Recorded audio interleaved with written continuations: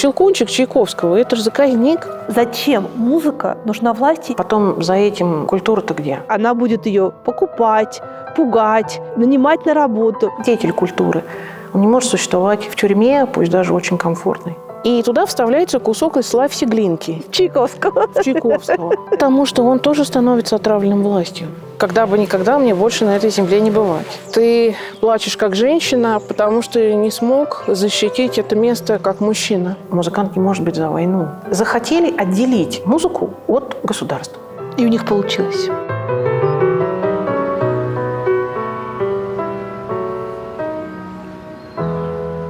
Надя, вы для меня настоящий человек Возрождения, потому что вы едины в нескольких ипостасях. Вы музыковед, вы музыкальный менеджер, и вы один из самых успешных журналистов в том, что касается классической музыки в российском телевидении. Это было в прошлом, но, по крайней мере, вы популяризатор этого направления. В процессе жизни, да, так было. Я начала работать очень рано, в 14 лет в Самарском симфоническом оркестре. Я сказала, что я мечтаю работать в филармонии и чему-то научиться. Самое лучшее, что они придумали, это дать мне сразу возможность заниматься какой-то администраторской работой, то есть там встречать, провожать артистов. Потом в Самаре стали организовываться международные фестивали, стали приезжать разные ребята. Самара, кстати, одной из первых узнала будущих лауреатов конкурса Чайковского, потому что приезжали ребята обыгрывать концерты перед конкурсом. И самый, конечно, у меня был интересный опыт – это опыт лекторской деятельности, рассказов о музыке. В частности, своим большим достижением, искренне, я считаю, выступление в колонии строгого режима в мужской тюрьме. Там, в Самаре? Это было выступление квартета струнного Самарской филармонии. Мы сначала не очень понимали, куда едем, потому что это было еще то время, когда тебя направляли. И мы сели в этот пазик, и нам, говорят, паспорта взяли. И мы тут как-то задумались с квартетом Николая Михайловича Загадкина. Это был концертмейстер нашего оркестра, выдающийся музыкант. Он говорит: паспорта? А зачем? Да, вам не сказали, куда мы едем. Мы едем в тюрьму. Это был день моего 18-летия. И я поняла, что я должна этим людям нечто такое рассказать. Это новогодние дни, значит, программа из вальсов Полика, Иоганна Штрауса и легкой популярной музыки. А тут, в общем, место мало соответствующее атмосфере праздника, скажем так. И для меня было большой задачей как-то выйти на эту публику. Поскольку среди зрителей наших сейчас есть все больше тех, кто либо был, либо имеет шанс попасть, то я думаю, что вам это нетрудно будет рассказать людям, зачем и почему им нужна классическая музыка. Но если можно, я бы хотела всему этому придать такое направление, как мне кажется сейчас актуальное, это музыка и власть, музыка и пропаганда. Может ли музыка тоже стать оружием власти и использоваться им как пропаганда? Готовы? Да, конечно. Поехали. Скажи, Гордеевой, скажи.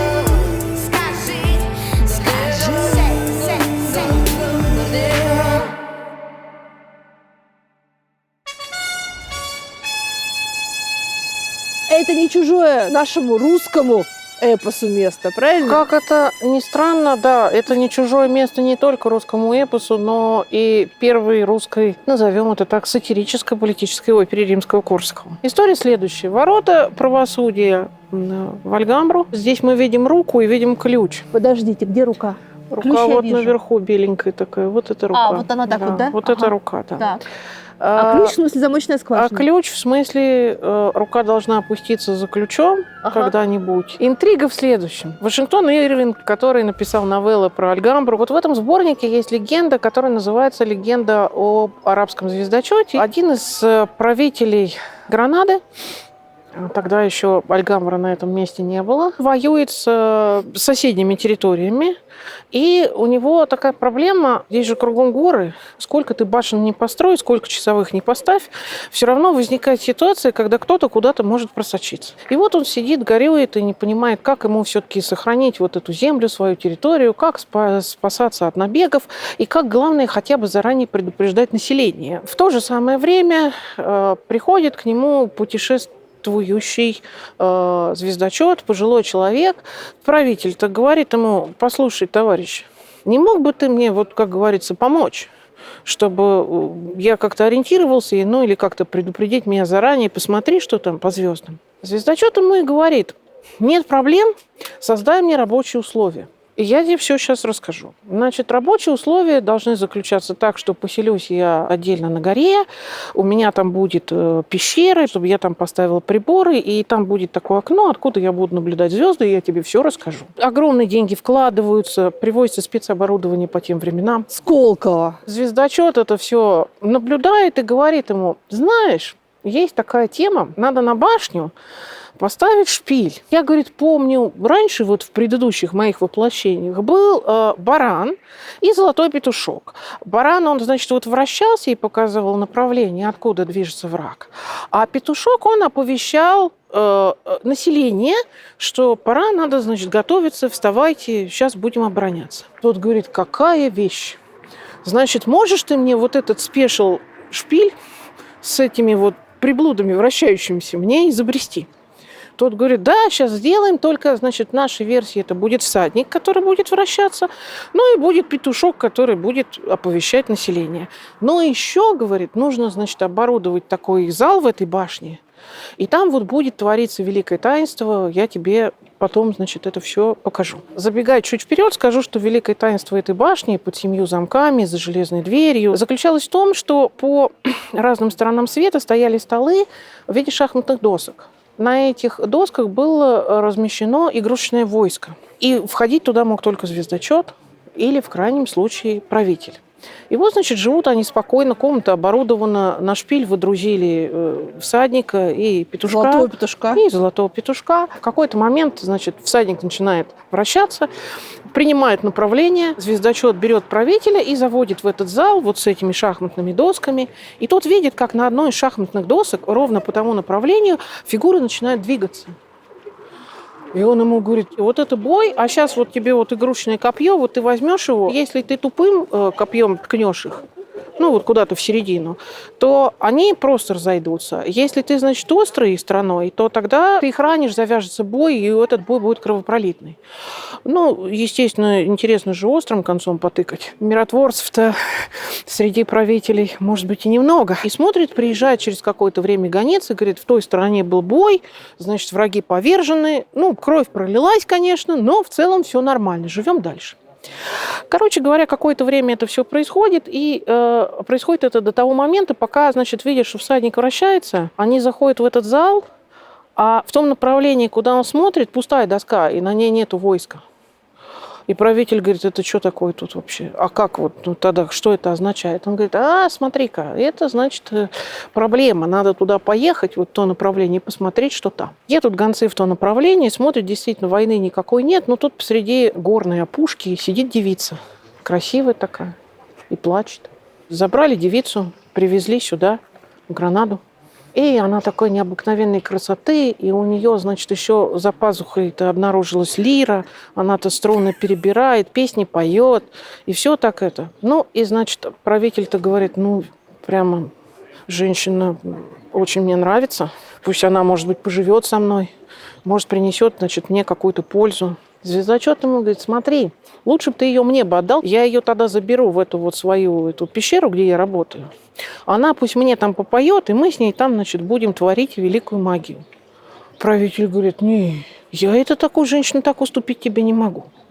Но у них пока начинается борьба за женщину, звездочет ему говорит: смотри, ладно, забирай, но только я тебя предупредил.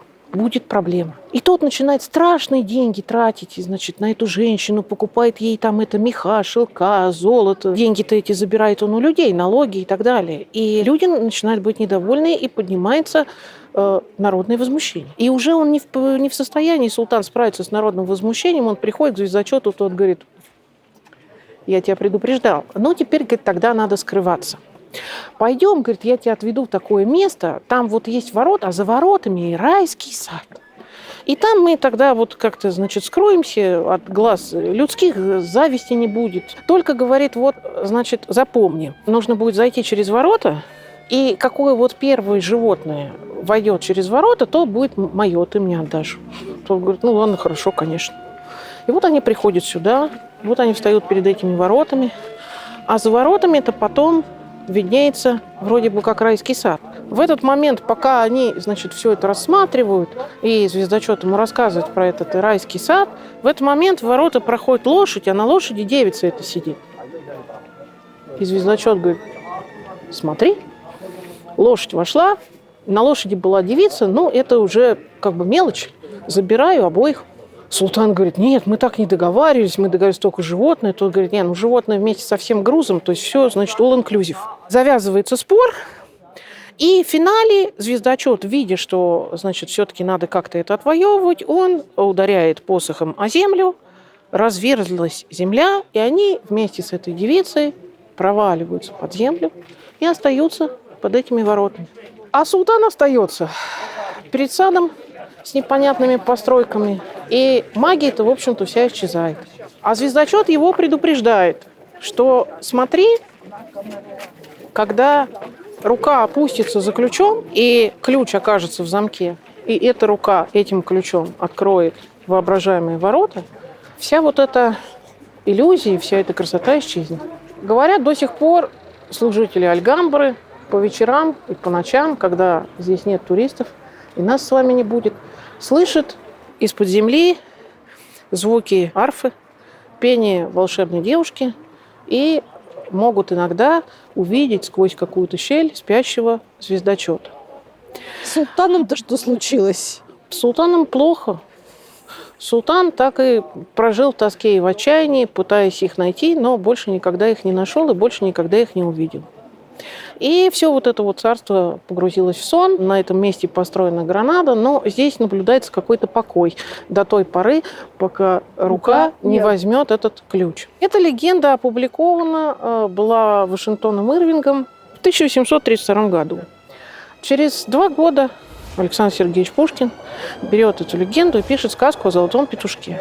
А еще через какое-то время Николай Андреевич Римский-Корсаков пишет на этот сюжет знаменитую русскую последнюю оперу в своей жизни и первую оперу политическую сатиру. Копни любого русского И окажешься в Гранаде. в Гранаде. Одна из легенд, связанных с Альгамброй, говорит о том, что в 1492 году Боабдиль, мавританский правитель Альгамбры, должен был сдать ключи от города католическим королям Изабелле и Фердинанду. Боабдиль отошел вот на ту сторону, на холм, откуда была видна Альгамбра, и он глубоко так вздохнул со слезами, и его мать сказала ему: ты плачешь как женщина, потому что не смог защитить это место как мужчина. Интересно, что когда Гарсия Лорка упоминал эту легенду, он сказал, что вот из этого вздоха Боабдиля, вот из этого стона Боабдиля вылилась испанская народная музыка. То есть вот это вот все, когда ты вот уже готов рассмеяться, но потом плачешь безутешно. Или когда ты плачешь, это отчаяние потом переходит в какую-то другую часть. Вот это вот составляющая души Испании. И испанского канте-хонда, вот этого глубинного пения, то, что сейчас называется фламенко, его предтеча, настоящее народное пение, это называлось канте-хондо.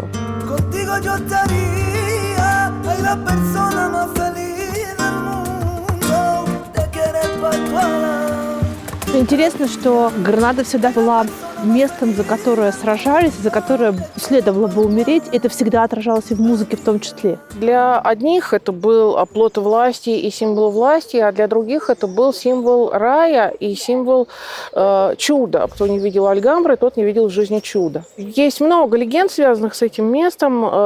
Они все описаны, в общем-то, в сборнике Альгамбра Вашингтоном Ирвингом. Потом из этих легенд очень много было подчеркнуто других литературных сюжетов. Дебюсси, который написал очень много произведений, связанных с Гранадой, связанных с Альгамброй. Географически он в Испании практически не был. Он оказался всего лишь на 2 часа, переехав границу в Сан-Себастьяне на Кариде. И увидел это место только по фотографии, по картинке. А для вас Гранада это что? Кстати, вы как говорите, Гренада или Гранада? Да, это очень важная вещь, потому что будут французы говорить Гренада, мы все говорим Гранада, потому что Гренада географически это другое государство вообще-то. Мы говорим, что Гранада, она происходит от граната, и это символ города тоже. Для меня это такое одно из сердец Андалусии. Я когда попала сюда впервые в 96-97 году и увидела вот это райское место, я считала искренне, что я увидела в жизни чудо. Я считала, что это чудо в моей жизни никогда никогда больше не повторится, но я имею счастье и привилегию сюда возвращаться. Зачем музыка нужна власти,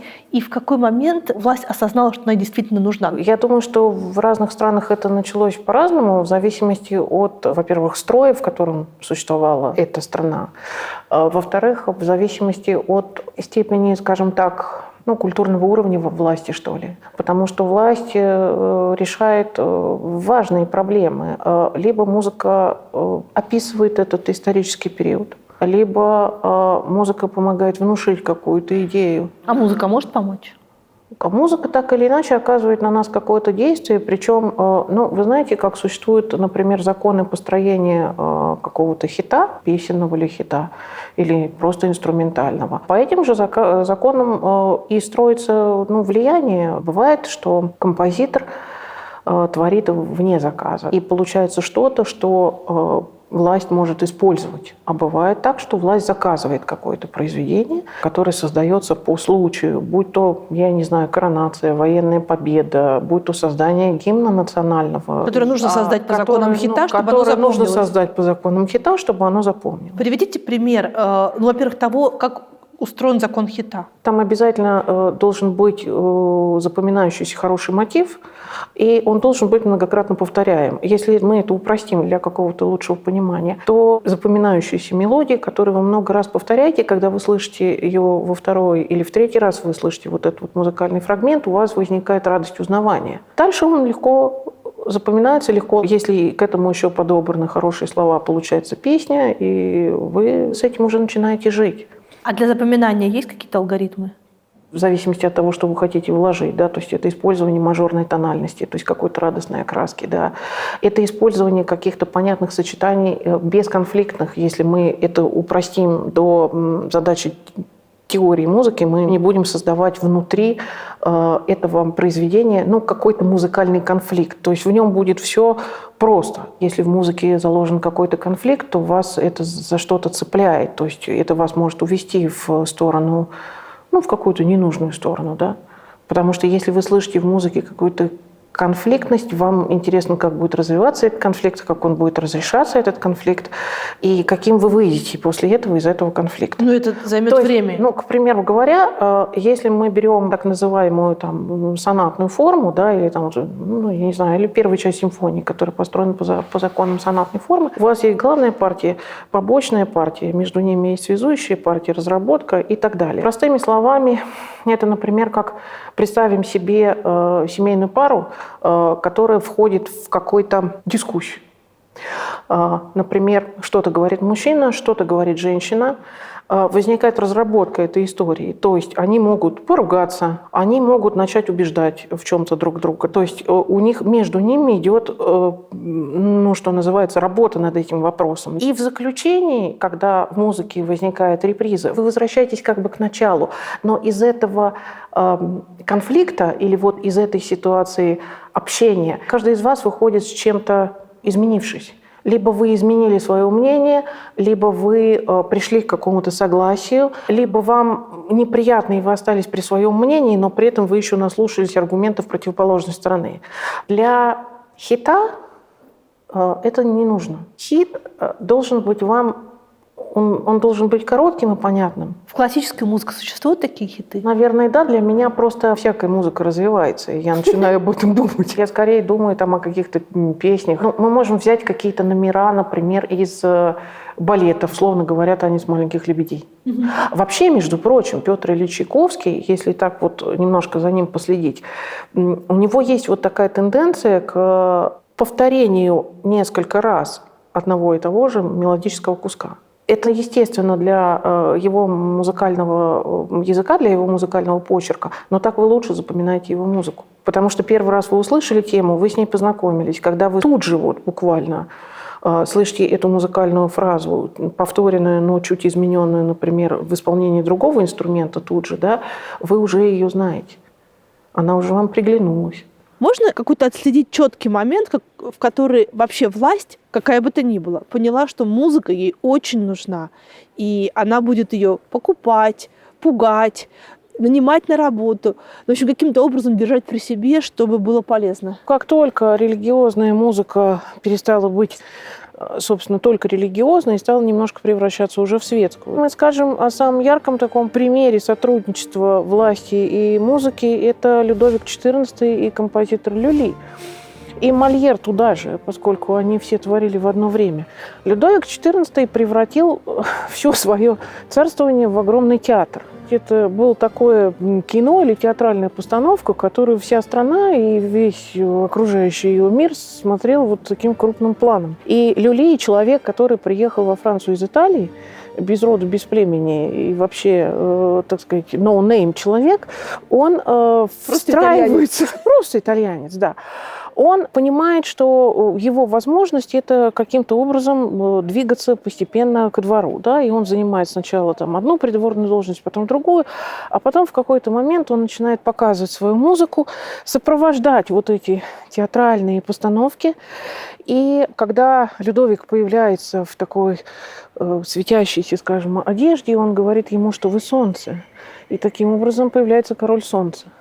Они вместе танцуют, Люли пишет музыку. Благодаря этому тандему Люли получает практически безграничную власть при дворе, музыкальную власть. Это можно назвать Опять же, политической музыкой? Или это просто, сервильная я музыка? сказала бы, что это, наверное, бытописательная музыка. Но в то же самое время, ведь во времена Людовика XIV, а может быть и позже, а может быть и сейчас, слава, она характеризуется тем, сколько территорий он завоевал. И две оперы Люли посвящены тому, именно как он прославляет Людовика как короля-завоевателя. Но, с другой стороны, эта фиксация момента дает тебе определенное преимущество для решения твоих личных проблем, потому что Люли начинает контролировать нотоиздание, Люли начинает контролировать исполнение музыки, Люли начинает говорить, что вот этому можно, а вот этому нельзя. То есть музыка его не становится хуже, а сам по-человечески он становится властью отравлен. Да, потому что он тоже становится отравленным властью. Мы ничего не можем сказать, мы не знаем, какой он был человек, потому что, может быть, в этом была его искренняя любовь. Но его поведение потом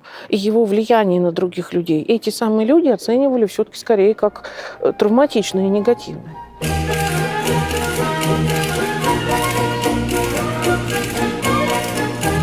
Это не церковь, это не арена. Это дворец короля Карла V был так построен. Внутри предполагалось, что будут жить люди, а здесь вот был такой двор.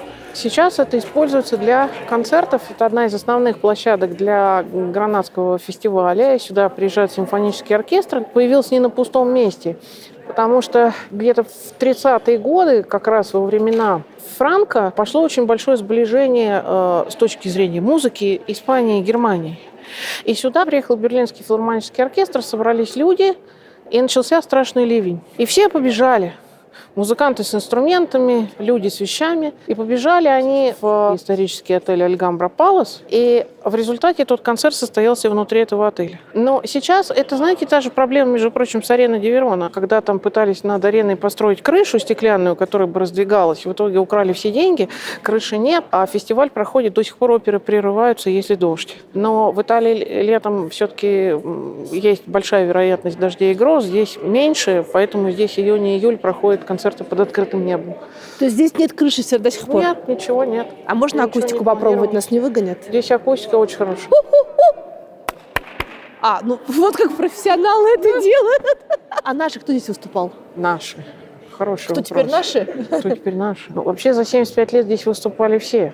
И оркестры наши выступали. Я думаю, что и БСО Чайковского, и думаю, что и госоркестр здесь приезжали на фестиваль, конечно. Связь России с Испанией в области классической музыки очень необычная. В 1990 году, уже вполне себе в то время, которое мы с вами можем охватить своим каким-то взглядом, по приглашению нынешнего короля Филиппа VI, а тогда принца Астурийского, оркестр «Виртуозы Москвы» с Владимиром Спиваком в полном составе переехал на работу в Испанию. Переехал на работу в Да, Испанию? и прожил здесь 4 года. С 90 по 94. Да, на содержании у испанской короны. Глубокий смысл был в том, что в 90-е годы, как мы знаем, особенно в начале, как мы сейчас говорим, кто пережил 90-е, тот может пережить что угодно, но оркестр «Виртуозы Москвы», уже имея блестящий бренд и и потрясающих музыкантов в своем составе, не имел ни постоянной базы, ни зарплат, ни финансирования, ничего, в общем-то. То есть люди собирались, давали концерты, которые показывали по телевизору, мы все гордились, аплодировали и так далее, но как жили музыканты в реальном мире, мы очень плохо знаем. И жизнь была это очень тяжелой. И поняв, что так люди просто не выживут, Владимир Теодорович принял решение и, пользуясь своими, конечно, международными связями, и пользуясь тем, что как раз перед этим прошли гастроли оркестра в Испании с огромным успехом, заключили это соглашение, этот контракт. И дальше 4 года люди переехали с семьями, с детьми.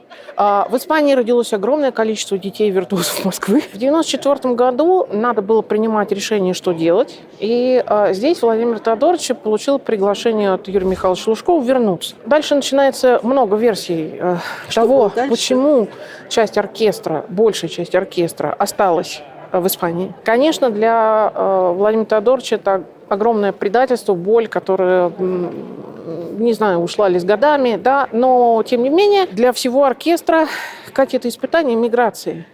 Это в течение 4 лет люди выстраивали себе быт, жизнь, получали здесь хорошие зарплаты. И та часть, большая часть, которая не уехала с ним назад, она становится основой симфонического оркестра, который образовывается в Астурии, симфонического оркестра Овьедо. Они становятся все концертмейстерами групп, ведущими музыкантами.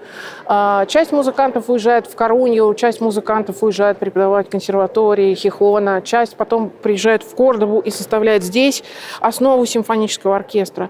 Но виртуозы Москвы оставляют здесь огромный след. Но вот трио интермеццо, которое нам помогает разобраться в музыке, это легендарные люди. Михаил Мильман, виолончелист, один из любимых учеников Ростроповича, который играл в составе многих квартетов, в том числе Капельмана квартета. Человек, который вот еще несколько месяцев назад играл в Карнеги-холл с Евгением Кисиным. Его дочка Аня Мильман, ребенок России и Испании, родившийся в 1993 году, сейчас играет в симфоническом оркестре Малаги.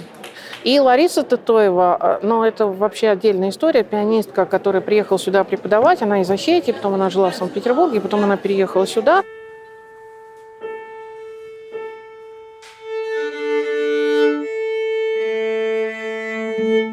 Здесь состоялся концерт вот этого берлинского оркестра, который сбежал от дождя, да, из двора Карла V. Сюда приезжали замечательные музыканты со всего мира. Тут выступала клавесинистка Ванда Ландовская. Кстати, тоже была интересная история о том, как Ландовская заказала Дефайи концерт для клавесина, чтобы приобрести новый репертуар. И Дефайи написала этот концерт, но Ландовская, значит, на него посмотрела и сказала, ну, это чересчур все-таки для меня. Это очень необычно, и в результате он сам исполнял премьеру этого концерта, хотя концерт сохранил посвящение ей.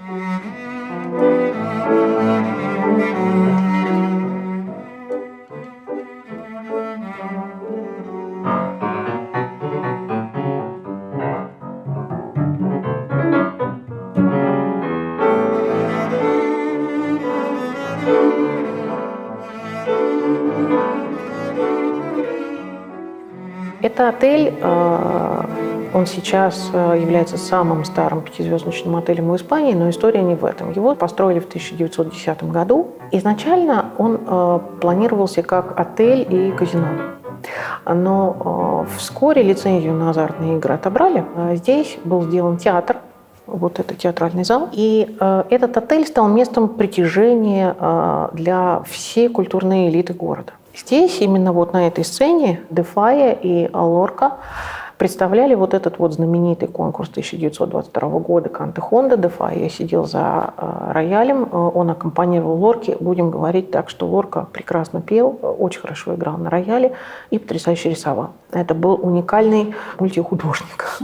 Дефайя сопровождал его выступление. Здесь была исполнена поэма о Канте Хонда и этом вот глубинном горловом пении, которое показывает все состояния человеческой души и которое вобрало в себя вот этот андалузский фольклор, который вобрал в себя черты и мавританского, и индийского, и цыганского, и какого хотите народного пения. Важно было сохранить это и не увести все вот это наследие в жестокую попсу, скажем так. Важно было сохранить вот ту часть искусства, которая в этом есть.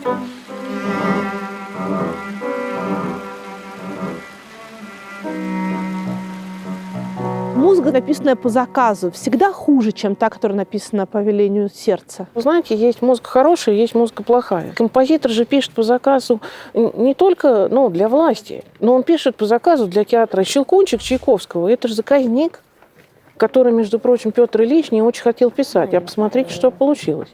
И народ как до сих пор хочет пойти. А это балет, который написан полностью по заказу. То есть это может быть заказ императорского театра, это может быть заказ нотоиздателя, это может быть заказ чего угодно. Кстати говоря, увертюра 1812 год Чайковского, знаменитая, это тоже чистый заказ с политическим, скажем так, оттенком. С одной стороны, нужно было отразить юбилейное торжество по случаю какого-то там года правления Александра. С другой стороны, это писалось к Всероссийской выставке. И Чайковский, получив этот заказ, он тоже сначала сказал, я не знаю, что с этим делать, вот как это художественное произведение воплощать и так далее. А дальше произошла очень интересная история. Он замешивает и гимн «Боже, царя храни», и «Марсельезу», и русскую народную песню из своего же каталога русских народных песен, и песнопение из обихода. То есть тогда же Чайковский тоже пользовался материалами из придворной певческой капеллы. То есть это песнопения, которые в церкви по праздникам, по религиозным исполняли. И вот весь этот замес, появляется вот эта, значит, увертюра, в которой тоже очень интересные потом происходят метаморфозы, потому что потом «Боже, царя храни», надо же как-то его было и при советской власти исполнять, эту 1812 год. «Боже, царя храни» заменяется, и туда вставляется кусок из «Славься Глинки». В Чайковского. В Чайковского.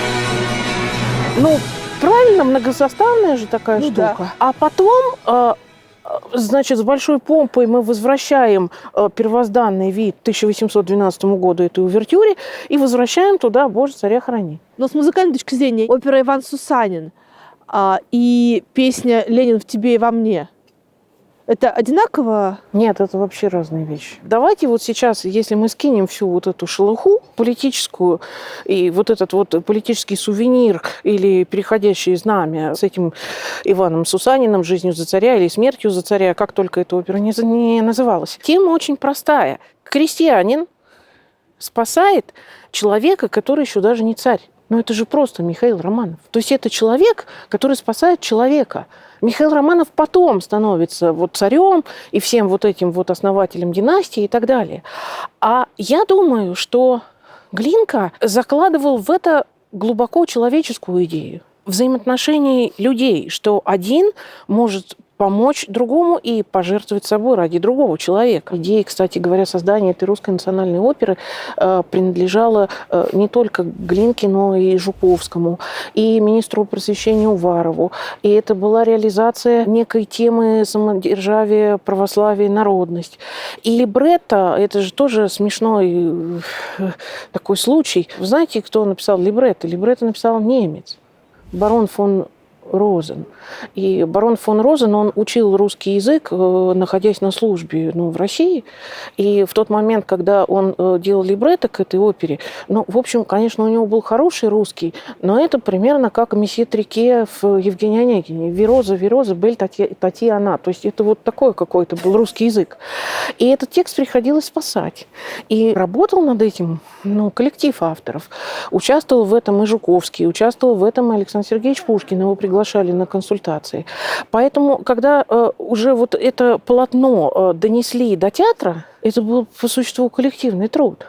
А дальше вот этот коллективный труд группы товарищей во главе с композитором Глинкой, он путешествовал во времени со всеми теми изменениями, которые следили вплоть до 1936 года, когда в Большом театре делали новую редакцию, и к работе над либретто привлекали Булгакова, он тоже, значит, это лечил, то там, значит, была же идея, когда у нас история про то, как крестьянин Иван спас, значит, Михаила, это же превратилось превратилось в какое-то совершенно плакатное, невероятное полотно с Мининым и Пожарским, с огромным польским актом, где там просто польские какие-то полчища. То есть, если, грубо говоря, в этих болотах в Костромской области, не предполагалось, что там поляков очень много, то вот все, что мы видели с вами в Большом театре, например, уже после 1939 года, это какое-то монументальное, я не знаю, это армия просто их пришла на одного-то Ивана Сусанина.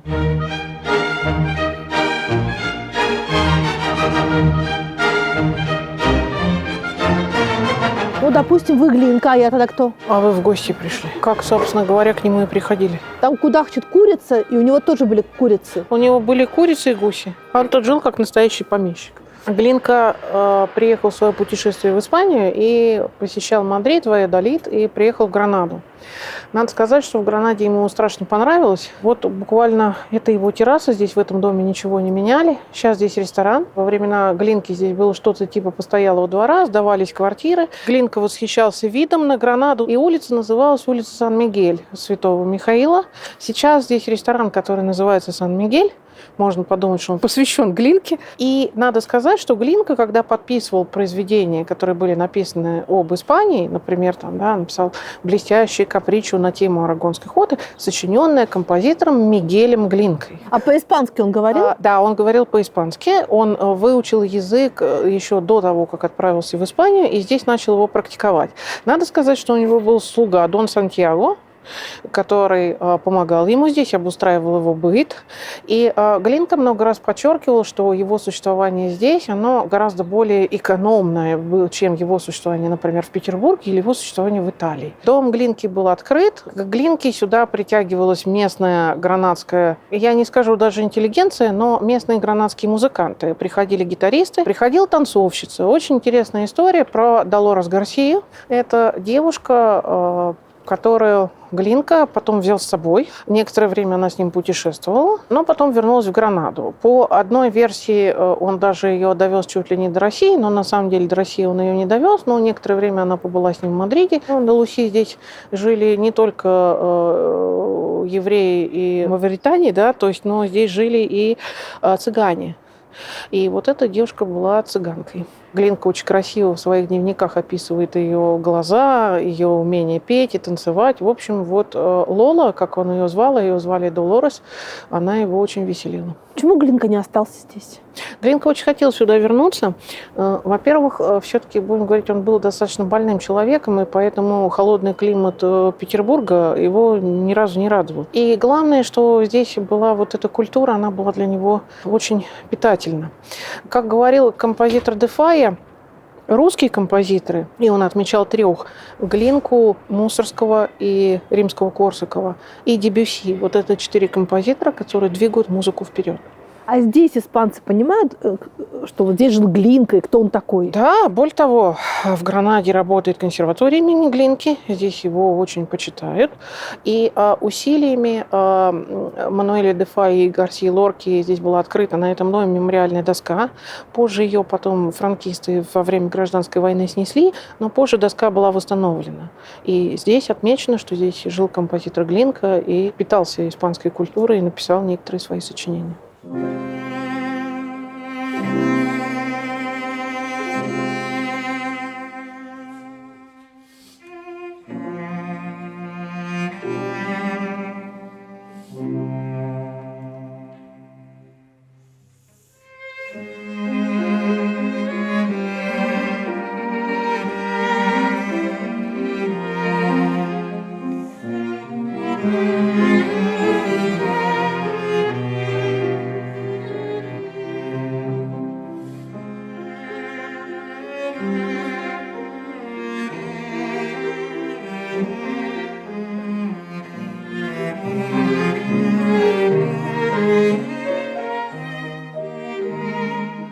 Почему Глинку и Дефаю объединяют? Кроме того, что у стен Альгамбры они жили на одной улице, и мы можем с вами сегодня вообразить их, какую-то встречу на середине. Действительно разделяет там 300 метров каких-то. Но важно и другое. И эта часть Испании, Андалусия и Россия, они находятся на разных концах, полюсах Европы. но все-таки в очень специфической европейской части. Именно это предполагает некую многосоставность фольклора. Что хотел сделать де Фая? Чтобы настоящая фольклорная музыка возродилась испанская, и чтобы это не было красивой поделкой, знаете, такой лубочной, эстрадной. То же самое, как и Глинка хотел, чтобы истоки русского фольклора, настоящего русского фольклора, не превратились бы вот в какую-то поделку, а обрели бы какое-то свое собственное звучание. Поэтому де Фалия, можно сказать, в XX веке первый автор настоящей испанской музыки. Это не сборник мелодий, которых он где-то услышал, а это та музыка, которую он сам рождает. Это не звучание хора в церкви, это не звучание там, испанской гитары, то, что, например, Глинка использовал в арагонской хоте, это оригинальный мотив, который ему наиграл гитарист.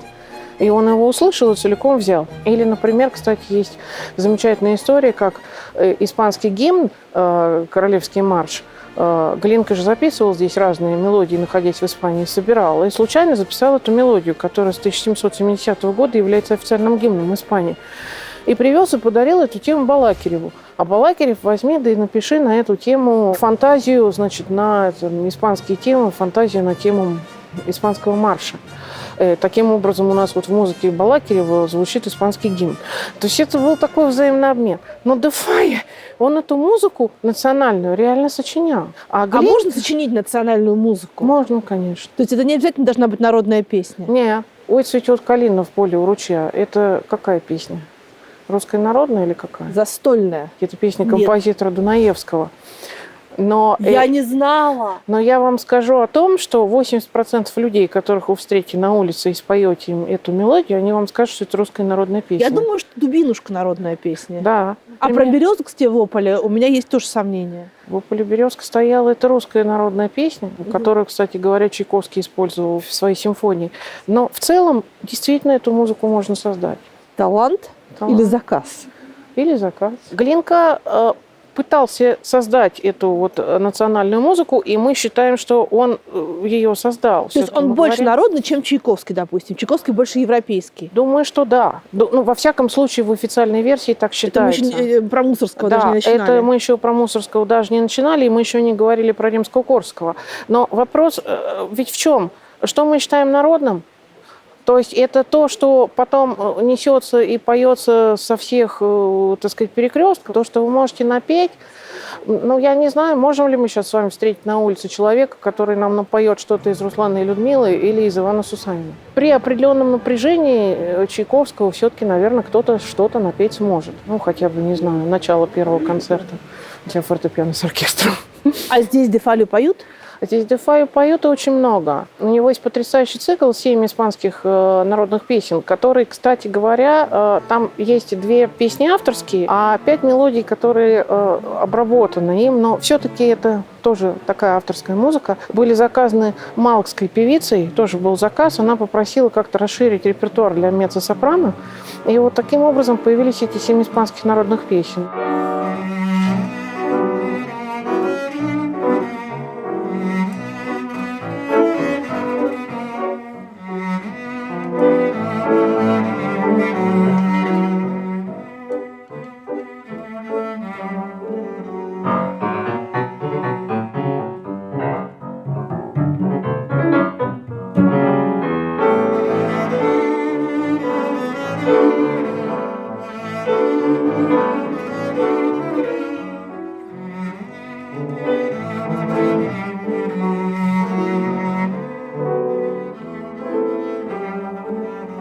Это, кстати, между прочим, самое популярное, мне кажется, в России произведение де Фаи. Потому что, когда, например, вокалистке на конкурс нужно было что-то представить из произведений 20 века, почему-то вот выбирали «Мавританскую шаль». Почему де Фая творил все-таки у себя на родине, а Глинка творил у него на родине? Глинка творил на разных родинах. У него было и на родине де Фаи, и на родине Верди. В Италии он тоже очень много работал, и в Варшаве. В то время Варшава входила в состав Российской империи. Но, тем не менее, Глинка был, с одной стороны, путешественник-собиратель, а с другой стороны, у него с Россией-то, в общем, были очень сложные отношения. Его внутренние отношения с Отечеством, его внутренние отношения с властью было очень сложным. Потому что он считал, то он не был признан так, как должен был бы быть признан автор первой русской национальной оперы. То есть, когда вам государь вручает перстень в ложе, вы получаете огромную совершенно прессу по поводу вашей премьеры, а после этого через несколько лет проходит премьера «Руслана и Людмилы», и она не имеет такого успеха и не имеет такого признания, вас, будем говорить так, не оценивают. Ваша жизнь, так сказать, вот в социуме, ваш уровень не поддерживается. Да? Это очень обидно, потому что идеал Глинки было вот служение Отечеству. А вроде бы как так получилось, что к концу его жизни это служение не было так востребовано. Или не было так понято. То есть он был обижен? Я не могу сказать за Глинку, но судя по каким-то его записям, хотя, конечно, что-то до нас дошло, но больше мы знаем, например, от сестры, и мы знаем, конечно, все от Стасова, который знал все про всех русских композиторов. Но, тем не менее же, существует такая легенда, что когда Глинка уезжал из России в последний раз, вышел из кареты и, посмотрев за шлагбаум в сторону России, сказал, что когда бы никогда мне больше на этой земле не бывать. Но говорят, что он еще на землю плюнул при этом. Это есть в воспоминаниях его сестры. Я думаю, что все-таки, наверное, какая-то обида в нем присутствует.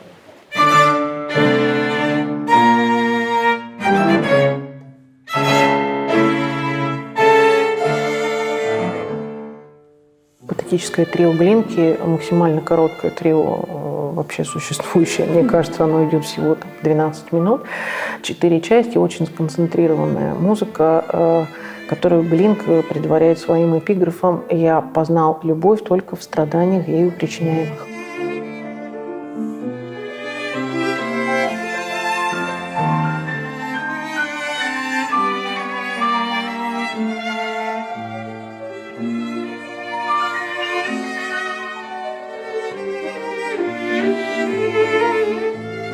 Он действительно настрадался в своей жизни от любви. Очень много его роднит с Александром Сергеевичем Пушкиным, потому что роман с Глинки «Я помню чудное мгновение». Значит, это такая двойная история, потому что Александр Сергеевич Пушкин посвятил это Анне Петровне Керн, а Глинка был влюблен в дочку Анны Петровны Керн, Екатерины Керн. Это одна романтическая линия, которая влечет за собой другую. Влюбившись в Екатерину Керн, Глинка решил развестись. Развод в то время был очень тяжелым мероприятием и унизительным мероприятием для обоих сторон.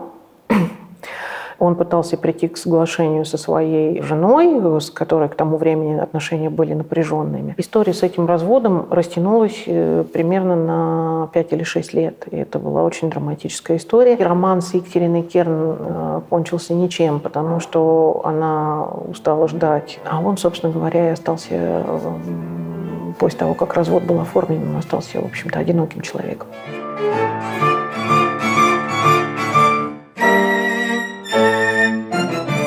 Глинка, кстати, был очень хорошим пианистом. Вообще весь путь Глинки как развивался? Глинка рос в семье, где довольно большое внимание уделяли музыке, и у его родственников в уезде, соседнем, был крепостной оркестр. И периодически, на балы в дом Глинки приезжал этот крепостной оркестр и так далее. Он начинал сотрудничать немного с этими крепостными музыкантами, что-то для них пробовал писать, но, естественно, как построить карьеру профессионального композитора? Глинка ее для начала для себя и не строил, потому что после обучения в Петербурге, после истории с восстанием декабристов, когда Глинка попал на Сенатскую площадь, и его потом таскали под опросом, потому что его другом и наставником был Кюхельбекер. Вот эти вот брожения и непонятно, что делать, Глинка получает в железнодорожном ведомстве должность клерка, секретаря и так далее, и начинает работать. Как тогда можно было выбиться в музыканты? Профессии композитор не существовало. Глинка играл на рояле, он выступал на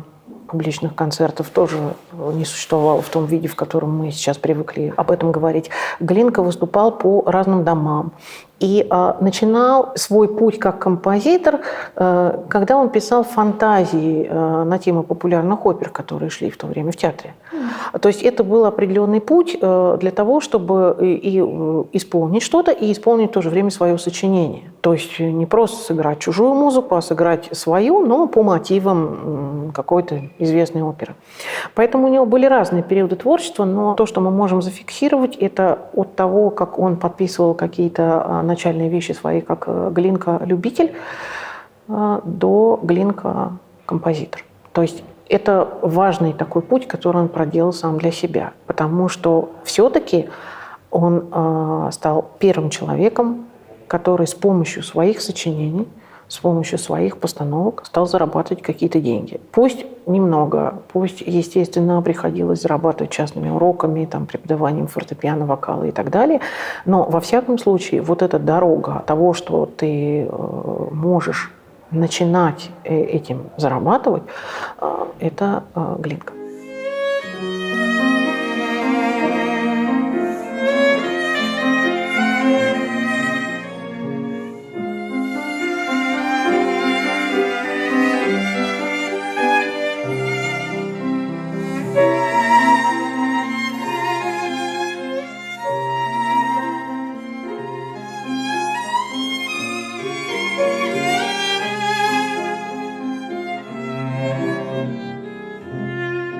С точки зрения музыки, Россия европейская страна?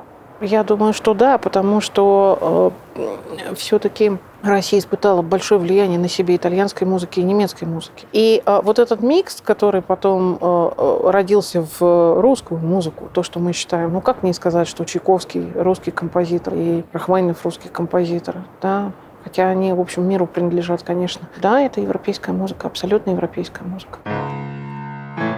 Вот эти вот ворота, винные ворота Альгамбры, Почему не винные? каждые ворота несли какую-то определенную функцию. Через эти ворота ввозили и вывозили бочки с вином. Это те самые ворота, которые Дебюсси увидел на картинке и написал прелюдию, которая называется «Ворота Альгамбры». Здесь в садах Хенералифе размещены несколько площадок Гранадского фестиваля. В этом году Международный фестиваль музыки и танца в Гранаде празднует свое 75-летие в 26 Это исторический, году. да, площадь? То есть так всегда было, или это сделали? Ну, это сделали в более позднее время. Здесь проходят оперные и танцевальные постановки. Интересно, что фестиваль ищет новые формы, потому что традиционно это было, конечно, приглашение в Гранаду больших музыкантов великих имен, привлечение туризма и публики. Но в прошлом году фестиваль был менее помпезный, скажем так, и критики разделились. И вот, в частности, здесь в садах Хенералифе Пьер Лоран Эмар исполнял каталог птиц Мессиана, и это сопровождалось таким рассказом-путешествием орнитолога, который рассказывал о птицах, которые описаны Мессианом, и часть из которых можно услышать вживую в садах Альгамбры. А вот для исполнителя это не оскорбительно? Мне кажется, что в какой-то момент классическая музыка перешагнула порог, когда она стала все-таки больше шоу-бизнеса. Мы восторгались, конечно, концертами трех теноров в термах Каракалы. И, с одной стороны, это была популяризация оперы. С другой стороны, люди стали ждать от классических музыкантов, что они будут немножко поп-музыкой. Это сложно. Пока еще каждый исполнитель находит свою аудиторию. Но в целом для менеджеров современная ситуация, конечно, представляет определенный вызов. Потому что опера становится очень дорогим искусством, и ее воплощение на сцене, и участие большого количества людей – это очень затратная история. Кризис есть и в опере, и в музыке. При этом мне кажется, что на сегодняшний день музыка, возможно, единственный универсальный язык, на котором все могут между собой разговаривать. Безусловно, хотя бы в этот момент, на эти 2 часа, все будут чем-то объединены. Может музыкант высказываться с помощью программы? Безусловно, конечно. Еще очень интересно происходит, что помимо календаря юбилеев, которому мы тоже следуем, отмечаем юбилеи Бетховена, Чайковского и так далее. Вот да? Вагнера сейчас все взялись отмечать. Но помимо этого бывает так, что возникает какое-то волнение, которое вызвано новостями, общим фоном, войнами. И тогда люди начинают искать какую-то возможность вот этого высказывания. Возникает иногда странное пересечение, когда мы видим, что несколько пианистов, 2-3, да, они начинают тяготеть в сторону одного композитора. Когда началась война, очень много музыки Баха было. Да, я заметила. Потому что Бах дает, как мне кажется, людям вот это ощущение опоры и веры. Это то, что дает тебе возможность хоть как-то почувствовать вот эту почву. А что слушаете вы, когда вам плохо? Это зависит от того, как я хочу из этого состояния выйти. Если мне плохо, и я хочу выплакаться, я слушаю Рахманинова, потому что Рахманинов – это про боль для меня. Если я хочу выйти из этого по-другому, Ну, чтобы перестало чтобы быть добавить больно. оптимизма, скажем так, то я с удовольствием послушаю Гайдна. О, Да, он был очень оптимистичный человек. Он и Бетховену, когда дал свои знаменитые 2 урока, сказал ему: вы знаете, вы замечательный совершенно, у вас потрясающий талант, все замечательно, но музыка у вас какая-то мрачная. Вот вы сами какой-то мрачный. Ну, Гайдн был очень не витальный. пошел дальше служить Да, и царю. пошел дальше служить и работать, да, у Эстерхази. И, в общем и целом, в предлагаемых обстоятельствах в своего взаимодействия с властью, да, сделал все, что мог, потому что он получил оркестр, он получил возможность работать и потрясающее поле для экспериментов. Поэтому можно это читать так, как писали у нас в учебниках в музыкальных школах, что Эстерхази был жестким эксплуататором, и Гайдн подвергался серьезному давлению и был на уровне чуть ли не крепостного.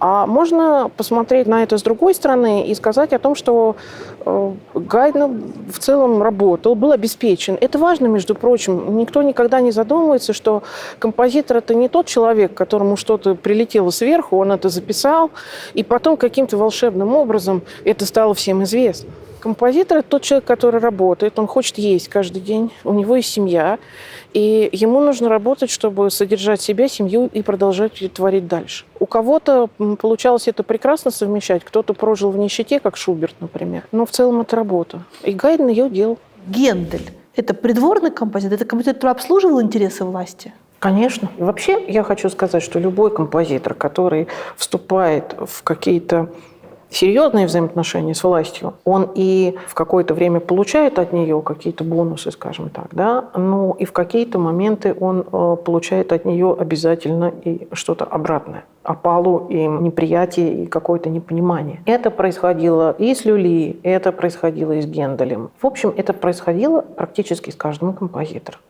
Ну, вот я, например, полюбила музыку Генделя до того, как я узнала об его порочной связи с властью, и не знаю, как мне теперь быть. Я не считаю, что это должно вам мешать слушать музыку Генделя, потому что музыка Генделя совершенно прекрасна.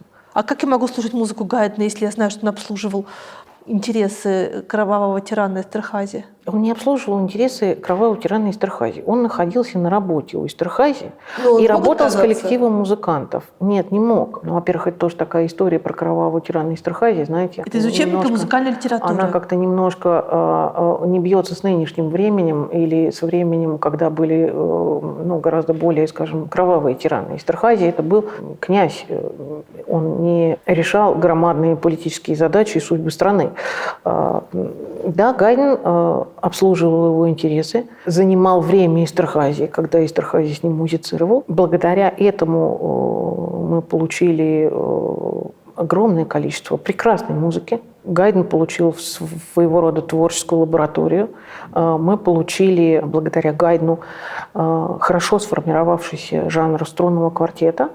Мы получили, в конце концов, прощальную симфонию, про которую мы говорим, что это первый опыт музыкантской забастовки. Это история про то, как, заканчивая играть, каждый из них тушил свечку. Это история о том, как каждый из них тушил свечку и уходил. Потому что им нечего было есть. Потому что там есть 2 версии. Первая версия очень простая, им вовремя не выплатили жалования. Вторая версия, они задержались в летней резиденции. В летней резиденции стало очень холодно. Музыканты хотели вернуться к своим семьям. За 70 километров им нужно было переехать, чтобы вернуться на свою основную базу. И кроме этого, да, их заставляли много работать и не платили вовремя свою зарплату. Это нужно было облечь в какую-то элегантную форму. И вот Гайдн ее нашел. Бортнянский – это композитор на службе у режима? Бортнянский – это человек, который создавал русскую духовную музыку. Да, он работал в придворной певческой капелле. Да, он пытался разобраться, к слову говоря, огромное количество композиторов. Бортнянский, Глинка, Мне позже кажется, Бортнянский предтеча всех. То есть, с одной стороны, придворная певческая капелла, она обслуживала государя и его церемонии, и здесь нужно было показать мастерство и класс и так далее. С другой стороны, придворная певческая капелла выполняла определенную функцию административного, скажем так, надзора, и придворная певческая капелла должна была сформировать тот репертуар, который потом вы могли бы слышать в церкви своего района, города и так далее.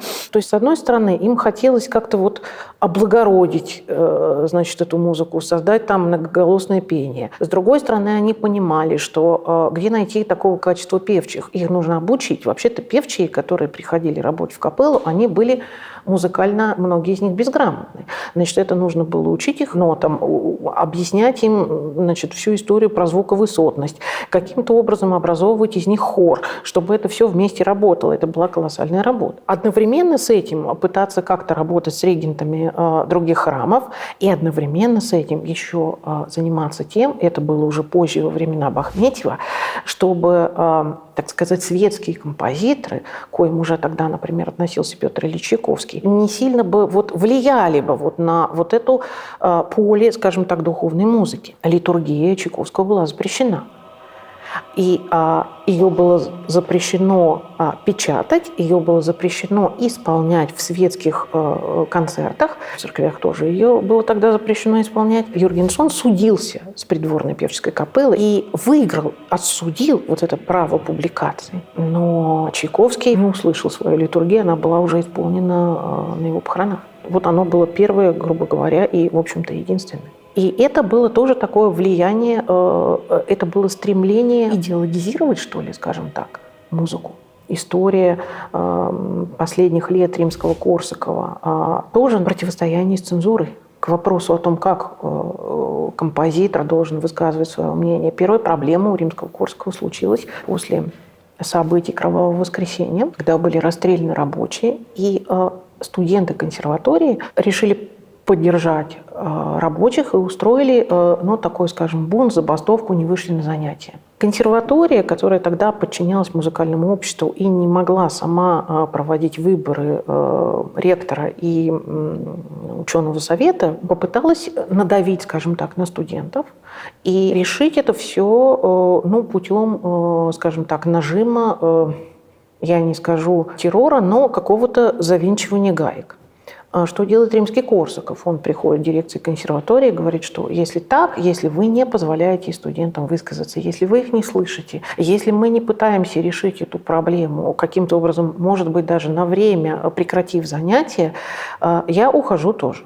Ему сказали, пожалуйста, дверь там. Николай Андреевич Римский-Корсаков, который в свое время, ранее, был приглашен в эту консерваторию, отдал ей огромное количество лет жизни. Он перестает быть ее профессором. Его поддерживают сразу же, из консерватории уходят его друзья.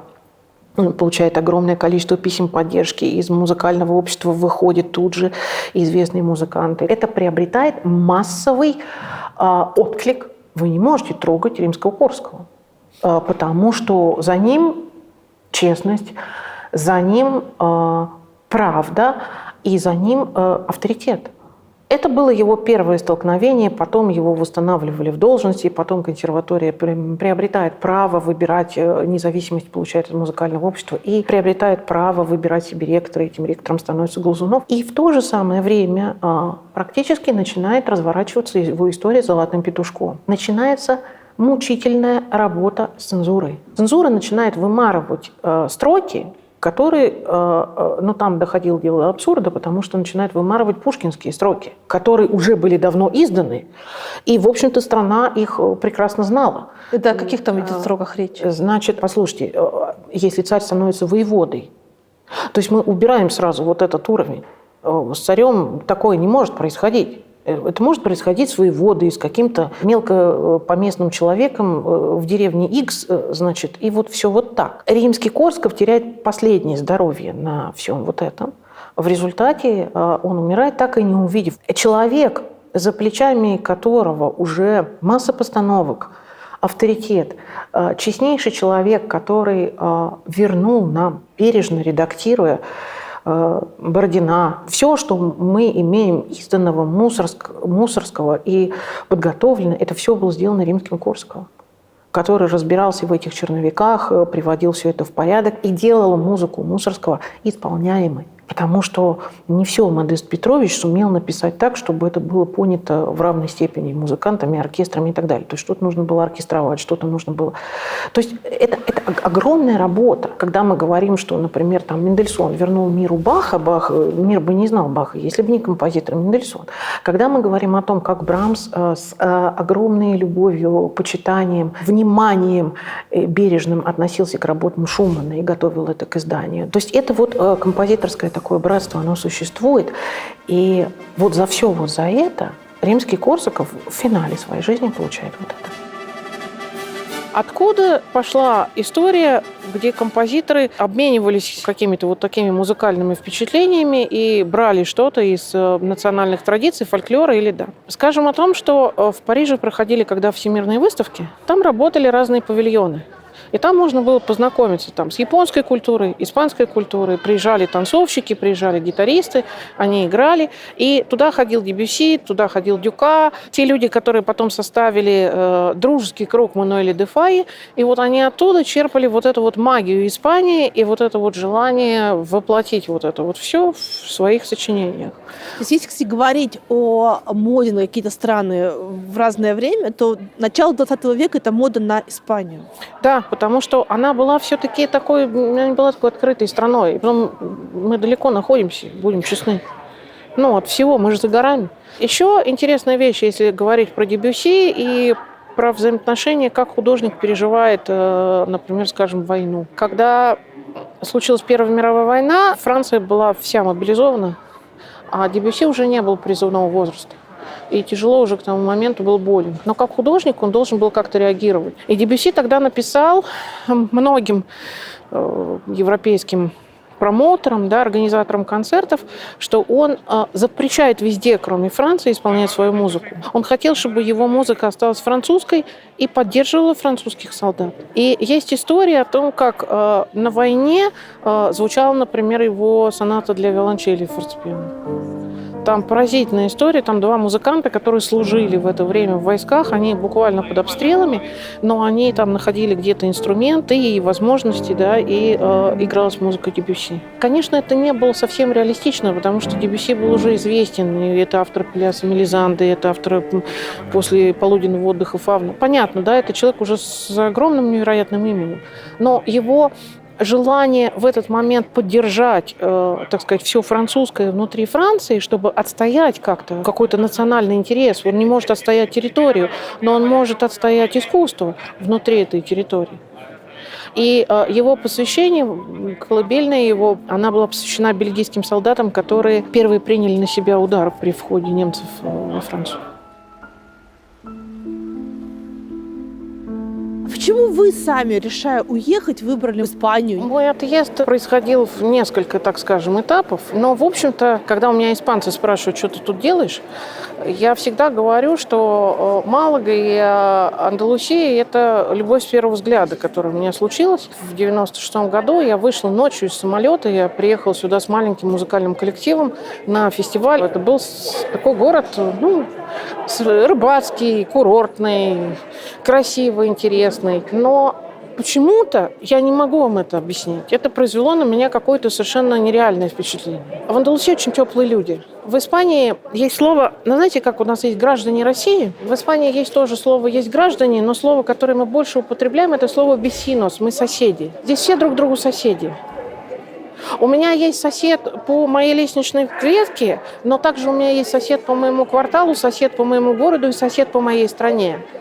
И вот это тепло твоего соседства, потому что мы уже переживали здесь и ковид, и апагон, это вот выключение электроэнергии, которое затронуло всю Испанию. 24 часа у нас люди были без электричества, без связи, у меня не работал мобильный телефон, ты не мог ни с кем связаться. Но когда ты выходил на террасу, и соседи говорили, у тебя есть вода, у тебя есть еда, тебе что-то нужно помочь, ты сидишь одна, приходи к нам, не сиди одна. Это очень важное чувство. Как вас приручила классическая музыка? Чтобы ребенок мечтал работать в филармонии, я не знаю, что должно произойти. Меня с детства классическая музыка окружала дома. Мама водила меня с детства в театр, и мой отчим был оперным режиссером, и он какое-то время был главным режиссером нашего оперного театра. Потом, надо сказать, он провел надо мной большую работу. Мы слушали какое-то произведение, например, в исполнении разных оркестров и разных дирижеров. И он просил меня, чтобы я объяснила, в чем разница, как я ее слышу. Вы слышали разницу? Я пыталась объяснить, потому что разница же какая-то должна быть. Я же не просто слушаю 2 раза произведение подряд. Мне представлялись какие-то образы, мне представлялись какие-то, может быть, идеи. Где-то это просто звучало быстрее, где-то медленнее. И я говорила, а вот тут вот почему, например, вот у Мравинского это медленнее, а у Светланова это быстрее. Ну, когда я выучила имена Мравинского и Светланова. То же самое мы делали с фортепианными какими-то произведениями. Музыка всегда давала мне возможность уйти от реальности, скажем так. Реальность была довольно сумрачная, потому что там не хватало еды, может быть, я была не так одета, как другие дети в детском саду и так далее. Но чтобы вот вообще об этом, обо всем не задумываться, это был такой дивный, прекрасный мир. При этом надо сказать, что мне не боялись давать слушать какие-то произведения, которые для детского уха довольно, может быть, вам покажется странным. Например, меня водили на концерт, где исполнялась, например, симфония Шнитке. Но это было интересно, потому что я смотрела, как на сцене взаимодействует симфонический оркестр. Я почему советую, например, родителям, которые приводят ребенка на концерт, может быть, в первый раз или хотят его приобщить к этому, рассказать ему о том, что происходит, и найти для ребенка какое-то дело. Посчитать, сколько музыкантов, посчитать, сколько скрипачей. Бывают дети, которых музыка сама по себе увлекает. Сразу. Но, как правило, какое-то параллельное действие, оно помогает. Когда вы объясняете, зачем дирижер стоит, что например, у нас симфонический оркестр, он сидит в форме веера, а дирижер – это центр этого веера. Когда вы находите какие-то такие образы, наверное, может быть, это становится чуть легче, чуть интереснее. А кем вы себя видели? А мне было все равно. Я была довольно застенчивым человеком. Мне было иногда тяжело в магазин за хлебом сходить и попросить дать мне этого хлеба. Я стеснялась. И когда я пришла в оркестр, мне нужно было взаимодействовать с людьми, мне нужно было взаимодействовать с приезжающими артистами, мне нужно было находить какие-то слова. Мне пришлось, например, Николая Арнольдовича Петрова уговаривать приехать, вернуться к нам в город после того, как у него предыдущий концерт прошел неудачно из-за неудовлетворительного состояния рояля. И мне пришлось ему объяснить, что инструмент уже сейчас другой, и все будет гораздо лучше. У меня тогда была возможность, поскольку мама работала на телевидении, был какой-то рабочий видеомагнитофон, и из какой-то поездки по Страшному блату она доставила записи концерта Горовица в Вене. И Николай Арнольдович Петров пришел ко мне домой посмотреть этот концерт. И в соседнем подъезде жил пожилой дирижер, Соломон Фельдман. Была возможность о чем-то его спросить, прийти к нему, посмотреть вместе ноты.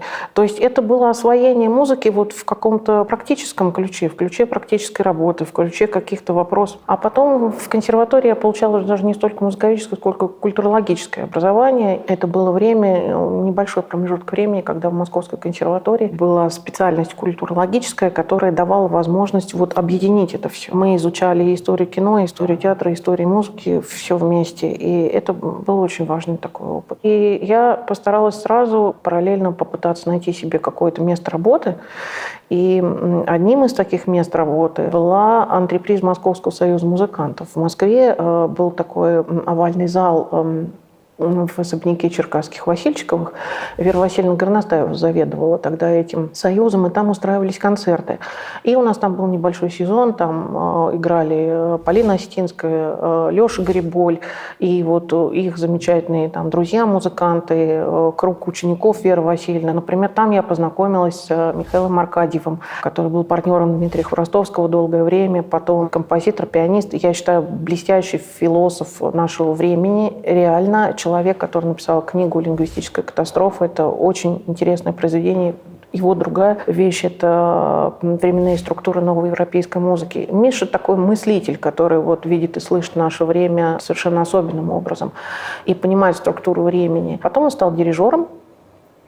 Дирижировал в Геликон-опере, работал в Волгограде и уехал работать в Владивосток. Это была такая подвижническая история, которая закончилась очень печально, потому что, с одной стороны, Аркадьев выступил против вступления в Союз композиторов, и себя лично, поскольку он тогда состоял в Союзе композиторов «Народный фронт», и одновременно с этим продвигал идею исполнения Тихоокеанским симфоническим оркестром симфонии Пярта, посвященной Михаилу Ходорковскому. Симфония была исполнена, Аркадьев был уволен из оркестра, и, в общем, возможности для его карьерного развития до сих пор серьезно ограничены. Это удивительная история, что, как казалось бы, там классическая музыка, которая в 21 веке ощущается как что-то очень далекое, все равно нет-нет, да и въезжает в нынешнюю политическую ситуацию. Это так, но ведь классическая музыка всегда так или иначе въезжала в политическую ситуацию. Так устроено, что академическая музыка в большинстве стран, в общем, зависит от государства. Это финансирование театров, это финансирование филармонии, это финансирование оркестров. Во многих странах само назначение главного дирижера оркестра – это не только назначение музыкального руководителя, который будет решать, что оркестру играть полезно, что вредно, а это еще и политическое решение, потому что главный дирижер – фигура в городе заметная. Это человек, который влияет в течение времени своего контракта на умы, на сердца, а при современных технологиях больше занимает должность специалиста по связям с общественностью, чем дирижера.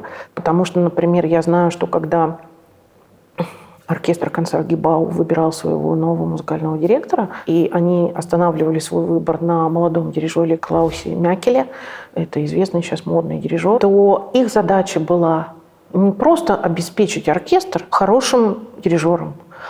Они говорили, у нас есть проблема, значит, у нас входит меньше народу, наша публика стареет, нам нужно привлечь молодежь, нам нужен азартный человек, который прекрасно владеет соцсетями, умеет снимать рилс и так далее. То есть это теперь требуется от дирижера оркестра? Это требуется сейчас практически от каждого исполнителя, к сожалению. Когда я начинала работать, то главный дирижер – это был немножко другой человек. То есть это был отец для музыкантов, который решал вопросы жилья, зарплат, инструментов. И в основном, конечно, он присутствовал очень много и занимался, конечно, музыкой. И если мы приглашаем какого-то дирижера, то неплохо бы не просто, чтобы он нам прислал там свою программу и сказал, я буду делать вот это, а объяснить ему, почему нам нужен, например, в этой ситуации там Малер, или почему нам нужен в этой ситуации там Брамс, да, или там, я не знаю, Рихард Штраус. Сейчас мы уходим от этого.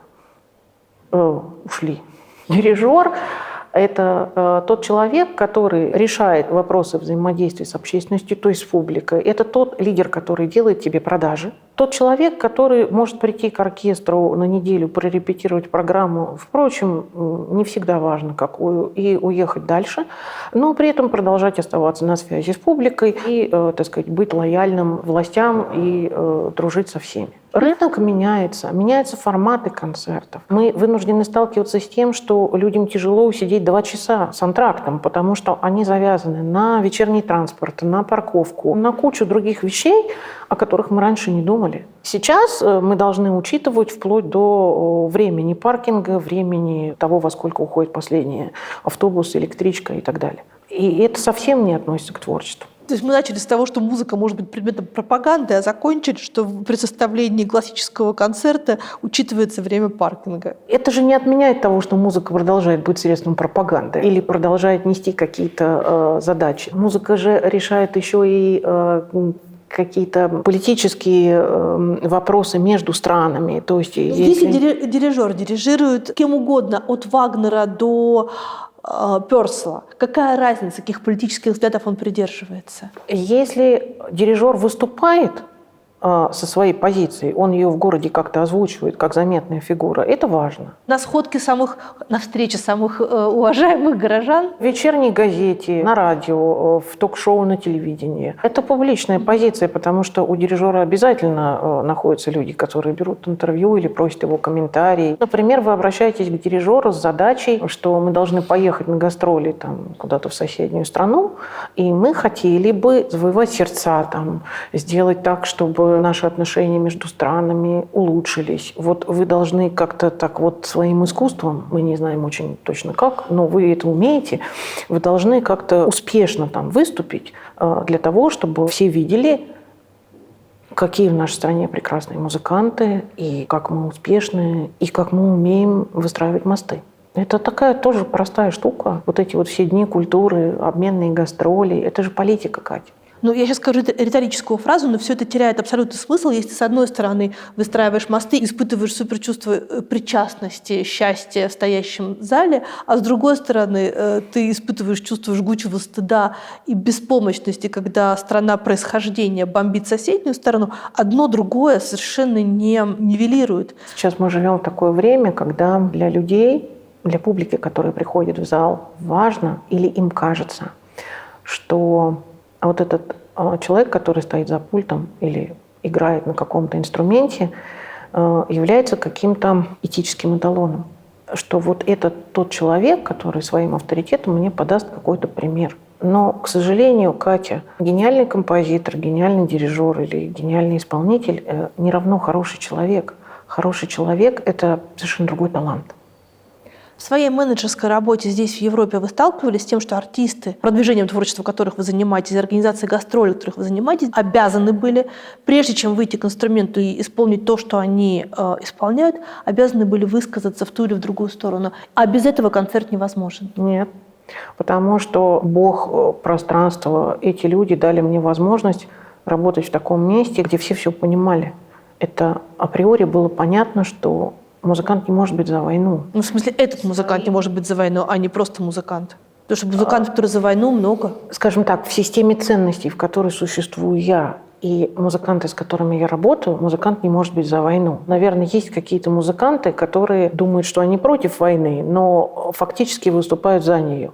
Это же такая подмена понятий происходит. Есть такая статья, длинная, она принадлежит Вацлаву Гавелу. Ее недавно, кстати говоря, процитировал премьер-министр Канады, но процитировал ее не до конца. И он там приводит пример о том, что вот вы входите в лавку зеленщика, там написано, например, он вывешивает на своей лавке «Пролетарии всех стран, соединяйтесь». Для него это не несет никакой вообще смысловой нагрузки, это понятие, потому что он продает зелень, овощи и фрукты.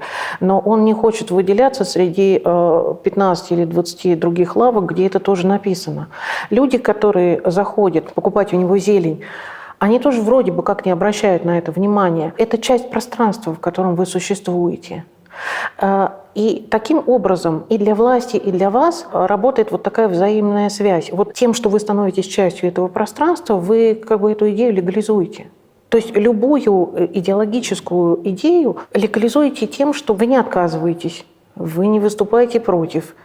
Вы не хотите выделяться, вы не хотите выделиться своим заявлением, вы не хотите выделиться своей позицией, потому что вы понимаете, что как только вы выделились, вы потеряете абсолютно все. Власть начнет работать с вами по совершенно другим правилам. Более того, чем больше вокруг вас таких людей, и общество начнет работать с вами по другим правилам. Ну хорошо, вы как диссидент пострадаете, и то есть ничего в этом хорошего нет. Но ужас заключается в том, что окружающие вас люди не поймут, для чего вы сделали этот шаг.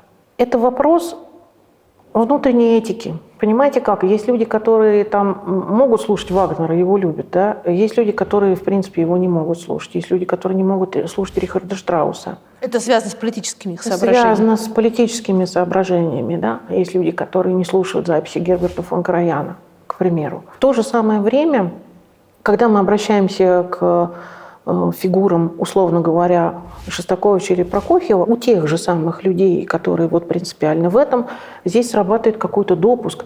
Хотя, если вы просто тупо, ничего не зная о биографии этих композиторов, возьмете список их сочинений, вы увидите очень много вещей, которые вполне себе являлись политическим заказом. Когда я привела пример, сравнивая «Ленин всегда во мне» и Гайдна, правильно было бы говорить, сравнивать Гайдна и Прокофьева с его Катко и несостоявшимся Стахановым. Но здесь ваша этика и моя этика позволяет, к примеру говоря, какой-то допуск. Потому что вы понимаете, что Шостакович, во-первых, не дай бог нам никому попасть в эти чудовищные условия, в которых эти люди существовали. Шостакович, который постоянно находился на грани, и которого эта система ломала и перекручивала в своей мясорубке много раз. То есть это же было, как бы сказать, не просто политика кнута и пряника, да, а это была еще и история, связанная с многократными унижениями под видом наград, поощрений, под видом того, что тебе просто давали возможность работать. Да. Я знаю ученицу Шостаковича, из любимых его учениц композитора известного, которая убрала, у нее стоял на рояле дома портрет Дмитрия Дмитриевича, она убрала его портрет в тот день, когда он вступил в партию, потому что она считала, что он мог этого не делать. Только ленивый не рассказал и не знает о взаимодействии Шостаковича с властью и о том, как ломала его власть. Единственное, что может быть, не все помнят, что Шостакович участвовал в конкурсе и был отобран в тройку, так сказать, финалистов из 170 композиторов, когда был объявлен конкурс на сочинение музыки гимна. Гимн СССР. Гимн СССР. И, кстати говоря, Сталину музыка Шостаковича нравилось. И, что интересно, может быть, даже он склонялся в эту сторону, больше, чем в сторону музыки Александрова. Третий финалист был Арам Ильич Хачатурян. Тем не менее, когда гимн каждого композитора исполнялся дважды, когда прослушали Александровский гимн, то Сталин сказал, что все-таки эта музыка более помпезная, более значимая, и поэтому комиссия решила, что пускай будет это гимн Александрова. Есть здесь один такой секрет, который использовали Михалков и Элли Регистан. В основе гимна СССР, написанного Александровым, лежал гимн партии большевиков, который уже к тому времени приличное время существовал. В основе, в основе текста или в основе музыки. Ага. Поэтому, когда Михалков и Регистан писали текст, они имели в виду, то есть им было так легче, или они имели в виду, написали первые строфы, слыша внутри себя вот эту вот музыку гимна партии большевиков. Поэтому, когда возник этот конкурс и эта ситуация, было ясно, что эти слова больше подойдут под эту музыку Александрова. Конечно, а не уже под музыку Шостаковича или Хачатуряна. То есть, когда они пришли на соревнования, этот конкурс, у Михалкова с Элли Регистаном уже был текст. И он не ложился на Шостаковича или Хачатуряна? Он мог лечь, но не так красиво. И вот эта грань, она у каждого своя. То есть я, например, как человек все-таки изучающий музыку, есть композиторы, которых я, что называется, прошла, но я их больше не слушаю, я к ним не возвращаюсь. Приведите пример. Это довольно личная история, но я скажу, хотя мои коллеги могут подвергнуть меня осуждению. Я не возвращаюсь к музыке Рихарда Штрауса. Почему? Для меня все-таки вот эта его позиция изначальной вообще полной поддержки гитлеровского режима, да, его связь с Геббельсом, его участие в этой пропаганде. То есть, понимаете, я могу все понять. Я понимаю, почему человек это сделал, потому что его невестка была еврейка, и он защищал своего сына, он защищал семью, и он вообще уже был к тому времени Рихард Штраус. То есть имеется в виду, что эта ситуация настигла его уже, скажем, во второй или в третьей части его жизни. Все вот это я могу понять. Но для меня это вот какой-то внутренний тормоз срабатывает. Есть, может быть, люди, которые не слушают никогда определенного исполнителя X или Y, потому что, например, я не знаю, они видели его пьяным на сцене. Или, к примеру говоря, они не согласны, категорически не согласны с его какими-то заявлениями, его позициями, или с тем, что он не сделал каких-то заявлений. Это их право. Потому что, я повторяю, каждый из нас вырабатывает здесь вот свои какие-то критерии. Много ли вообще историй, когда гимн пишется специально заранее, а не выбирается из предыдущей музыкальной истории державы? Во всех странах эта проблема решается по-разному. В Испании, например, гимн существует с 1770 года, он неизменный. Это марш, он называется Королевский марш. В основе его марш вполне себе военный, марш гренадерского полка. К нему когда-то писались какие-то слова, но в целом это существует как инструментальное произведение, и оно на протяжении существования страны и этого гимна, в общем, не менялось. В Германии, например, история вообще потрясающая, потому что автором немецкого гимна является австрийский композитор Йозеф Гайдн. Но в чем штука? Гайдн написал музыку совершенно по другому случаю. Через некоторое время на вот эту мелодию, которая являлась хитом, скажем так, она в то время являлась хитом. Да. И если вот вы ее послушаете сейчас, ну, хотя бы даже в виде немецкого гимна, да, вы поймете, что она легко запоминается и хорошо поется. На эту музыку были написаны слова немецким поэтом. Причем таким безызвестным немецким поэтом. Да. Там было 3 куплета. А вот дальше, значит, менялась власть и менялась возможность эти куплеты исполнять. Первый куплет, из-за того, что он стал гимном Третьего рейха, его потом убрали и запретили. Второй куплет там вообще был, насколько я помню, про женщин и что-то про их национальную, так сказать, сущность, и что без женщин жить нельзя на свете нет. Он как-то не использовался. Значит, стали использовать третий куплет. Потом вернулись к первому, но переписали там слова. И вот это, значит, бесконечное множество изменений, при этом с музыкой Гайдна, которая осталась, вот это вот то, что претерпевал немецкий гимн. В Греции там, например, я помню, что у них гимн состоял из 124 куплетов, которых сократили потом до 58, а потом там до 24. Я не знаю, сколько они используют сейчас в реальной жизни. В России гимном вполне могла быть «Думка Глинки». Патриотическая песня. Мы можем предполагать, что Глинка был обижен на Россию, ведь, по идее, гимн-то могли-то заказать ему и при его жизни. А были такие мысли? Безусловно, потому что в это же самое время композитору Львову, начальнику Глинки одно время по придворной певческой капелле, был этот гимн заказан. И у нас долгое время существовал гимн композитора Львова на стихи Жуковского.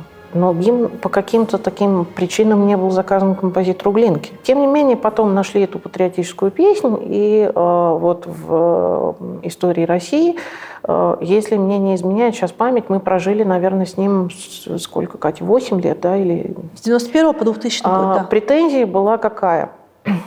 Нет слов. Ладно, нет слов. Еще там пытались написать, объявить конкурс, что-то не пошло со словами. Опять же, почему-то не попросили Сергея Михалкова написать слова к патриотической песни Глинки. Видимо, как-то этот тандем не сработал. Но и говорили, что музыка плохо вот запоминается, она как-то не поется, и она как-то не вдохновляет на подвиги спортивные и так далее. Потому что тоже, надо сказать, когда мы слушаем гимн, я, например, вот вчера решил спросить у своих друзей-испанцев, я говорю, слушайте, а у вас вот как с гимном? Вот это вот для чего у вас? Как вот у вас его используют? Они говорят, ну как? Ну для там официальных королевских мероприятий, там, для каких-то награждений, там, перед спортивными соревнованиями. Я говорю, ну это понятно.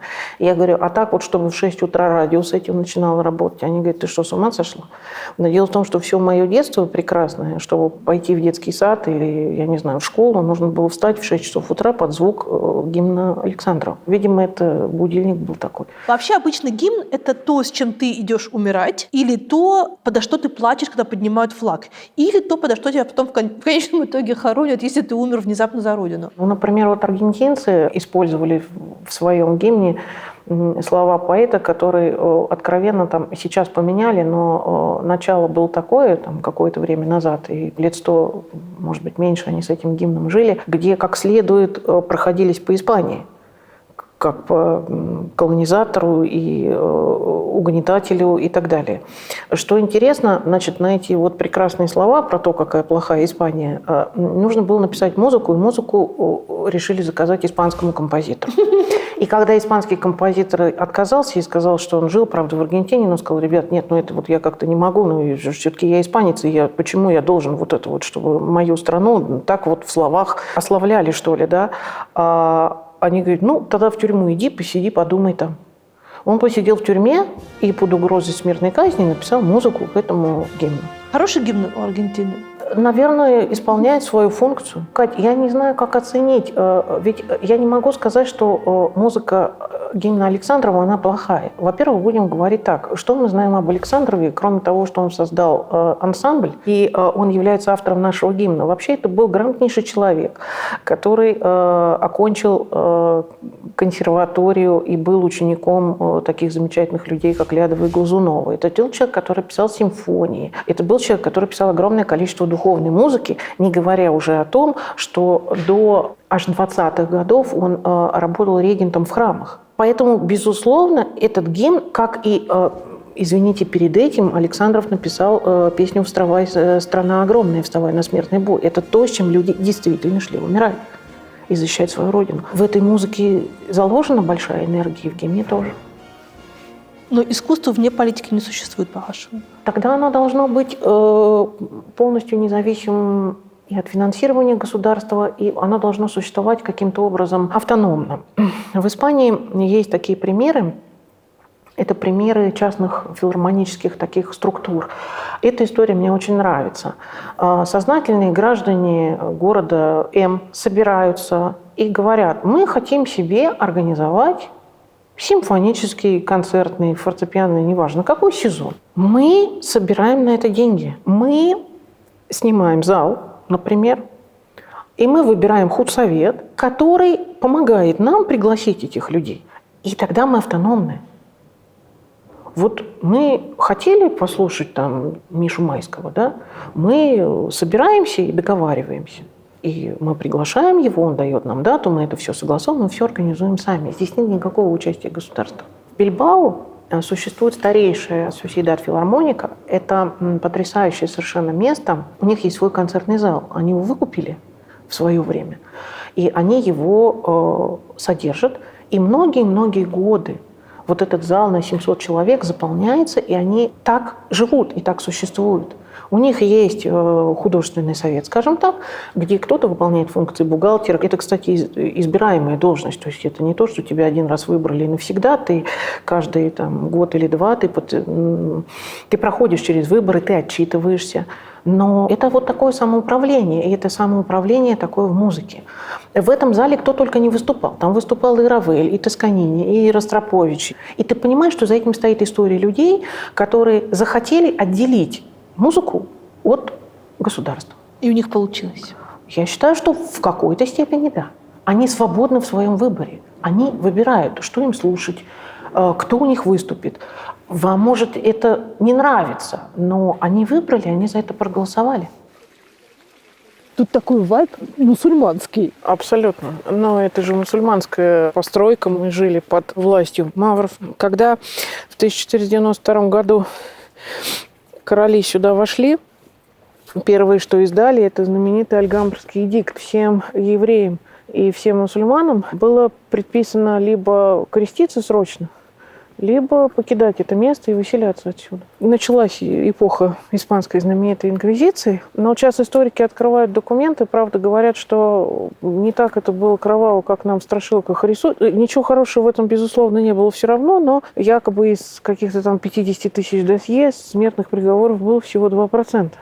А не то, чтобы всех поголовно. То, что касалось и евреев, это в основном тоже был также денежный вопрос. Это был такой законный способ отъема денег у населения, скажем так. Этот эдикт просуществовал практически, то есть никто о нем ничего не вспоминал и не говорил, до 1968 года, когда Франко, диктатор Франко, он... То есть, получается, 5 веков. Да, это не значит, что до 1968 года отсюда всех выгоняли. Песик. Да, но диктатор Франко денонсировал, то есть он признал неправомерность, скажем так, этого эдикта. И уже чуть в более позднее время король Хуан Карлос. Тоже практически нынешний. Нынешний король – это его сын. Я говорю, практически нынешний, почетный король в изгнании. Попросил прощения у всех евреев. Это был публичный акт покаяния и признания неправомерности такого эдикта. И публичный акт извинений. С тех пор некоторые потомки сефардов могут получить испанский паспорт. Если, конечно, они владеют языком ладина, и их фамилии находятся в списке, и там огромный список есть фамилий, которые подвергались гонениям и были выгнаны из Альгамбры. Одно из направлений вашей деятельности в Москве вы пошли работать на вновь тогда созданный телеканал «Культура», канал, который должен был бы популяризировать в широких народных массах классическую именно музыку. Как вам сама эта идея? У нас существовала такая легенда, которую мы бережно храним между собой, старые сотрудники канала «Культура», что Ростропович пришел к Ельцину и сказал: в общем, если вы хотите, чтобы народ обратно не улез на ветку, откуда он не так давно слез, нам необходим этот канал. Идея-то очень хорошая была. Да, мы работали какое-то время на старом оборудовании, но мы учились, мы пытались что-то делать на телеканале «Культура». Появились ежегодные трансляции новогоднего концерта в Вене. Вы же знаете прекрасно эту систему, когда сам канал производит очень мало, но он нанимает производящую компанию, которая за деньги производит вам продукт. Естественно, между теми деньгами, которые вам платит канал производящей компании, и тем, на что вы снимаете, существует дистанция довольно иногда большого размера. Поэтому, лепили из того, что было. Я не могу сказать, что это было плохо. Я считаю, что люди, которые работали и работают там, они старались. И все это работало. До той поры, пока культура из самостоятельного телеканала не стала частью ВГТРК, у нас появились политические новости, которых никогда до этого не было. Новости культуры – это были новости о премьерах, концертах, о приездах выдающихся людей и т.д. Но мы никогда там даже не видели награждений государственными премиями или вручение званий заслуженных артистов. Просто ведущий говорил об этом в подводке. В целом этого казалось достаточно. Когда культура стала структурой ВГТРК, стали появляться сначала новости, где стали появляться политики. Потом стали появляться списки тех людей, которых можно показывать или которых нельзя показывать. То есть вы первыми были? Я не знаю, мы в какой очередности были, но я все это застала. В какой момент вы приняли решение уйти? Я думаю, что это был тот год, когда случилось Болотное. Первое. Я тогда работала в информационке как раз уже. Я поняла, что мне просто становится это тяжело. Я не хотела это делать. Я не хотела до такой степени впускать в свою жизнь политику. Я чувствовала, что мы углубляемся во времена жуткой совершенно цензуры. Причем я вам хочу сказать, я как дитя телевидения, моя мама работала в Самаре на телевидении в общем, всю свою жизнь. Я ведь застала еще цензуру на региональном ТВ. То есть это сидел в отдельном кабинете цензор, к которому ты носил выпуск. А поскольку у нас в Самаре это довольно была большая дистанция от редакции информационных программ до цензора, там надо было бежать, посылали меня, ребенка, да. И вот сидела Валентина Михайловна, цензор, я помню, как ее зовут, и я сидела перед ней в кресле и ждала, когда она вот это вот все прочитает. И я помню уровень той цензуры. И я вам хочу сказать, что та цензура, по сравнению с той цензурой, с которой мы столкнулись уже в 2000-е годы, она была просто, я не знаю, там была свобода слова, Кать. И казалось бы, это так просто, вроде ничего, мы там сначала здесь рассказали про это, значит, здесь мы показали одного лидера, тут мы показали другого лидера. А потом за этим культура-то где? При этом будем говорить, те лидеры, которых мы показываем, это не те люди, которые, как бы так сказать, чтобы вам очень каждый день ходили в Большой театр или в филармонию. А для них музыка и театр не представляли собой вообще никакой ценности. Это ведь мы так на экспорт продаем, что у нас там Чехов, Толстой, Чайковский. А вот так, чтобы пойти, прошу прощения, на премьерный спектакль или послушать симфонический концерт с тем же самым Чайковским, которого вы так на экспорт продаете, этого же нет. Кстати, казалось, что одно из достижений больших новых времен, как минимум 2000-х в России, это то, что не только российские музыканты на экспорт продавались, но и Россия, по крайней мере, ее главные концертные залы, там Петербург, Москва, возможно, Казань, стали важными точками в гастрольных турах мировых звезд. Конечно, и Пермь, и Воронеж с Платоновским фестивалем. Очень много таких мест. А сейчас как? Я думаю, что те люди, которые положили огромную часть своей жизни на то, чтобы сделать так, чтобы афиши этих концертных залов ничем не отличались от афиш европейских концертных залов, Концертхаус Вены, Музикферайн, не знаю, Карнеги-холл.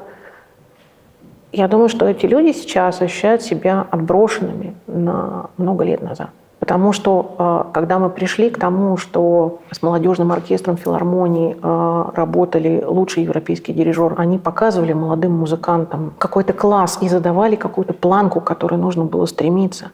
Я расскажу сейчас историю, которая чудовищно потом обернулась для дирижера Пауярви. 22 февраля Пауярви должен был дирижировать концерт как итог недельной работы в филармонии с молодежным оркестром. Было такое ноу-хау.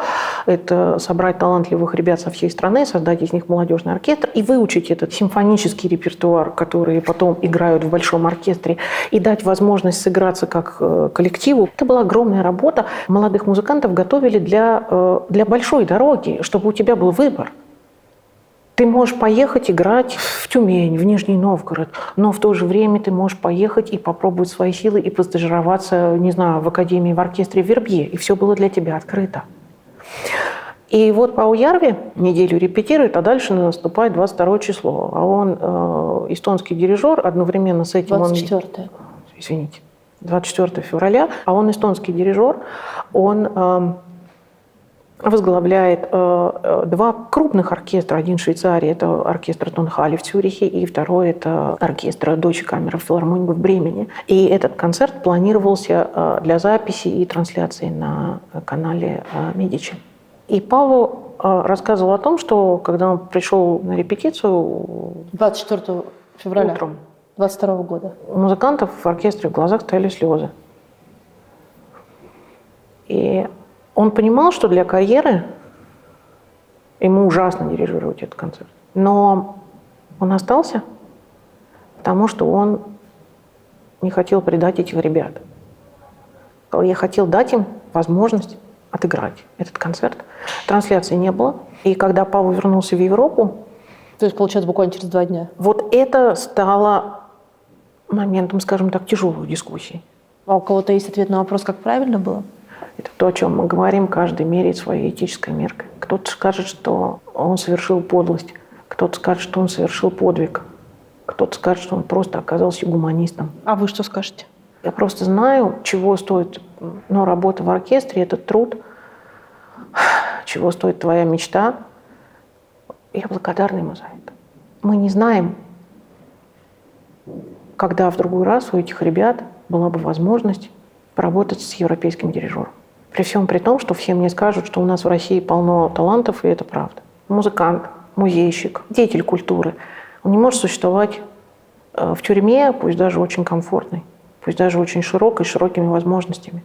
Сейчас те люди, которые играют в России, они конкурируют сами с собой. С одной стороны, это хорошая, правильная позиция, ты становишься лучше, ты конкурируешь с тем, кем ты был вчера, но когда у тебя была возможность выходить на мировой рынок, и ты попадал в один абонемент, либо с какими-то выдающимися оркестрами, либо с какими-то выдающимися исполнителями, если вы, как пианист, попадали в один абонемент с Соколовым, Володосем, Аргерич и так далее, и вы выходили на эти сцены, концерт Гибау, театр Сан-Карло в Неаполе, у вас была возможность и больший стимул поддерживать себя в форме. Когда вы остаетесь с самым уважаемым человеком, с хорошими гонорарами, с самыми широкими возможностями гастролей, но в масштабах 1, 2, 3 стран, вы можете рассказывать публично и кому угодно, что это правильно. И для вас концерт в Воронеже ничем не отличается от концерта Musikverein в Вене. Но вы не ощущаете себя вполне состоявшимся и вполне востребованным. Востребованный – плохое слово. Вы не ощущаете себя вполне свободным. Потому что, выходя на сцену, вы хотите дать самое лучшее, и вы подтверждаете свое право быть на этой сцене. Вы подтверждаете свое право быть особенным. Это возможно, мне кажется, для вас самого, если вы честны сами с собой, только если вы находитесь все-таки в какой-то конкуренции. То есть массив классической музыки огромный, непостижимый, который, в общем, принадлежит всем. Будучи оставленным в рамках одной страны с закрытыми границами, он не то же самое, чем если мы его делим все вместе, на всех. Конечно, нет. Безусловно, вам принадлежит ваша публика, это правда. Но вы можете продолжать развиваться как художник, как исполнитель, только находясь, в общем, в движении к какой-то цели, в каком-то тонусе, в ощущении, что вы не один. Одним из итогов вашей работы на канале «Культура» стало то, что сперва вы сделали фильм про Григория Соколова, а потом начали с ним сотрудничать. Или как было? Фильм про Григория Соколова – это был мой частный проект, который я решил сделать самостоятельно. Я к тому времени уже не работала на канале «Культура». Но он вышел на канале «Культура». Он вышел на канале «Культура», потому что канал «Культура» попросил у меня право показа. Правообладатель этого фильма я сама. Про Григория Соколова, который не дал в своей жизни ни одного большого видеоинтервью. Ну и в фильме «Жене» тоже интервью. Есть появление. Я замечала, что когда мы говорим о, например, лауреатах конкурса Чайковского, это имя как-то не упоминается. Я замечала, что когда мы заходим в архив и пытаемся найти какие-то записи, то записи именно этого пианиста нет. Я стала замечать какие-то странные вещи, и я с пионерским задором подумала о том, что почему бы не рассказать историю человека, который, став самым молодым лауреатом конкурса Чайковского, потом завоевал весь мир вот в течение своей жизни, и вот сейчас он на этом музыкальном олимпе. Я не предполагала, как это будет тяжело, я не была знакома с ним лично. Но я пришла с этой инициативой к Григорию Соколову и сказала, я хочу сделать про вас фильм. Он сказал, мне это не нужно. Я все говорю на сцене. И он говорит, я совершенно, в общем-то, в этом никаким образом не заинтересован. Я стала собирать материал, и это был довольно сложный путь. Плюс ко всему, я понимала, что если я хочу сделать фильм правильно, я не должна его делать на ворованном материале. Я должна была использовать все официальные источники, которые мне были доступны. И благодаря помощи моих коллег и друзей мы что-то нашли в Красногорском архиве, что-то мы нашли в архиве телерадиофонда и так далее. И мы смогли собрать то, что мы смогли. У этого фильма было несколько версий, и самую первую версию я отправила менеджеру маэстро Франко Панонцо. Франко посмотрел, сказал, ты знаешь, это все очень хорошо, не знаю я, что ты с этим будешь делать, но это вот потом как-то вот на будущее. Я говорю, в смысле как на будущее?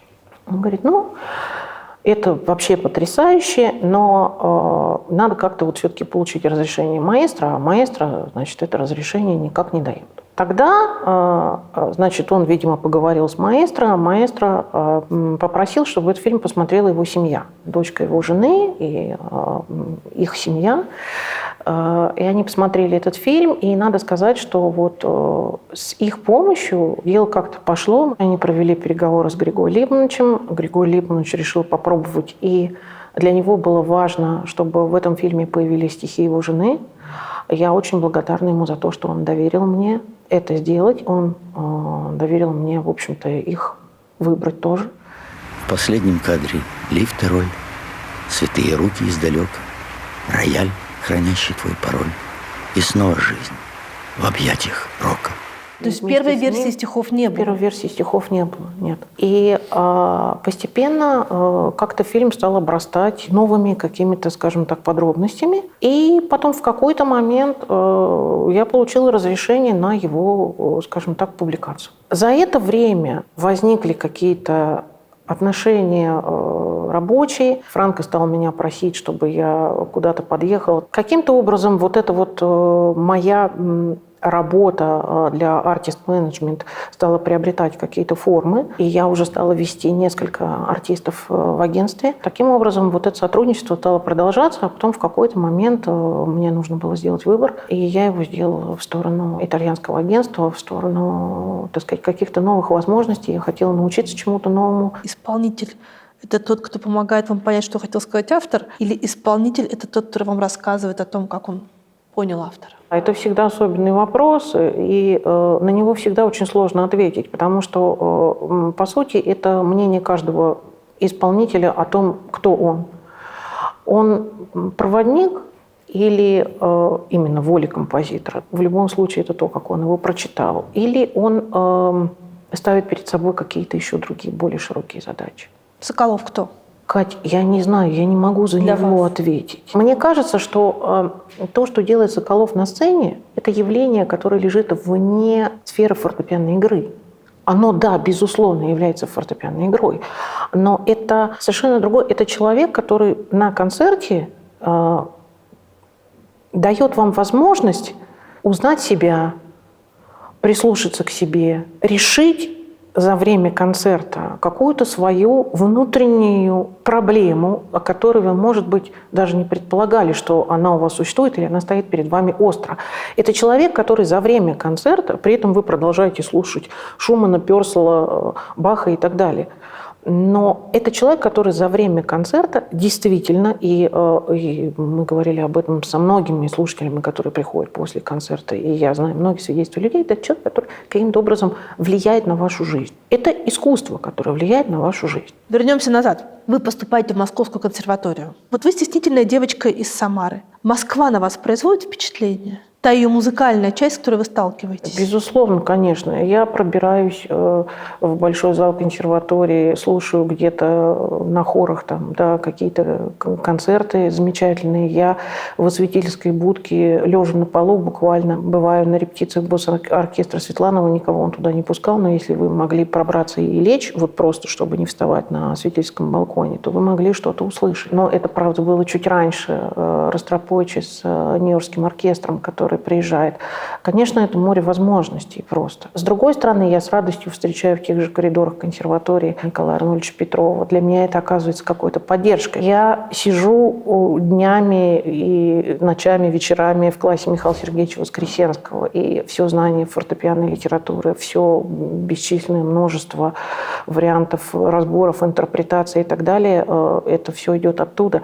Но тогда в консерватории был еще вот этот вот старый дух, если мы вернемся во времена Римского-Корского, Глазунова и старейшие профессоры. Что тогда был профессор консерватории? Сидели в классе, сидела какая-то нереальная толпа людей. Все слушали друг друга, все поддерживали друг друга, все пытались что-то обсуждать, все учились друг у друга, все конкурировали друг с другом. И на специальность тогда была очередь. Я помню, что когда через некоторое время, я зашла в консерваторию, прошла по этажу, я увидела, что в классах пусто. А что это значило? Перестала быть это жажда знаний. В начале 90-х эти знания было очень тяжело получить. Ты должен был придумать, откуда их взять. Ты их брал из каких-то записей, которыми мы тоже обменивались. Кто-то что-то, если приезжал из-за границы, привозил, там, я не знаю, записи Рахманинова или записи Марты Аргерих, Нулипати.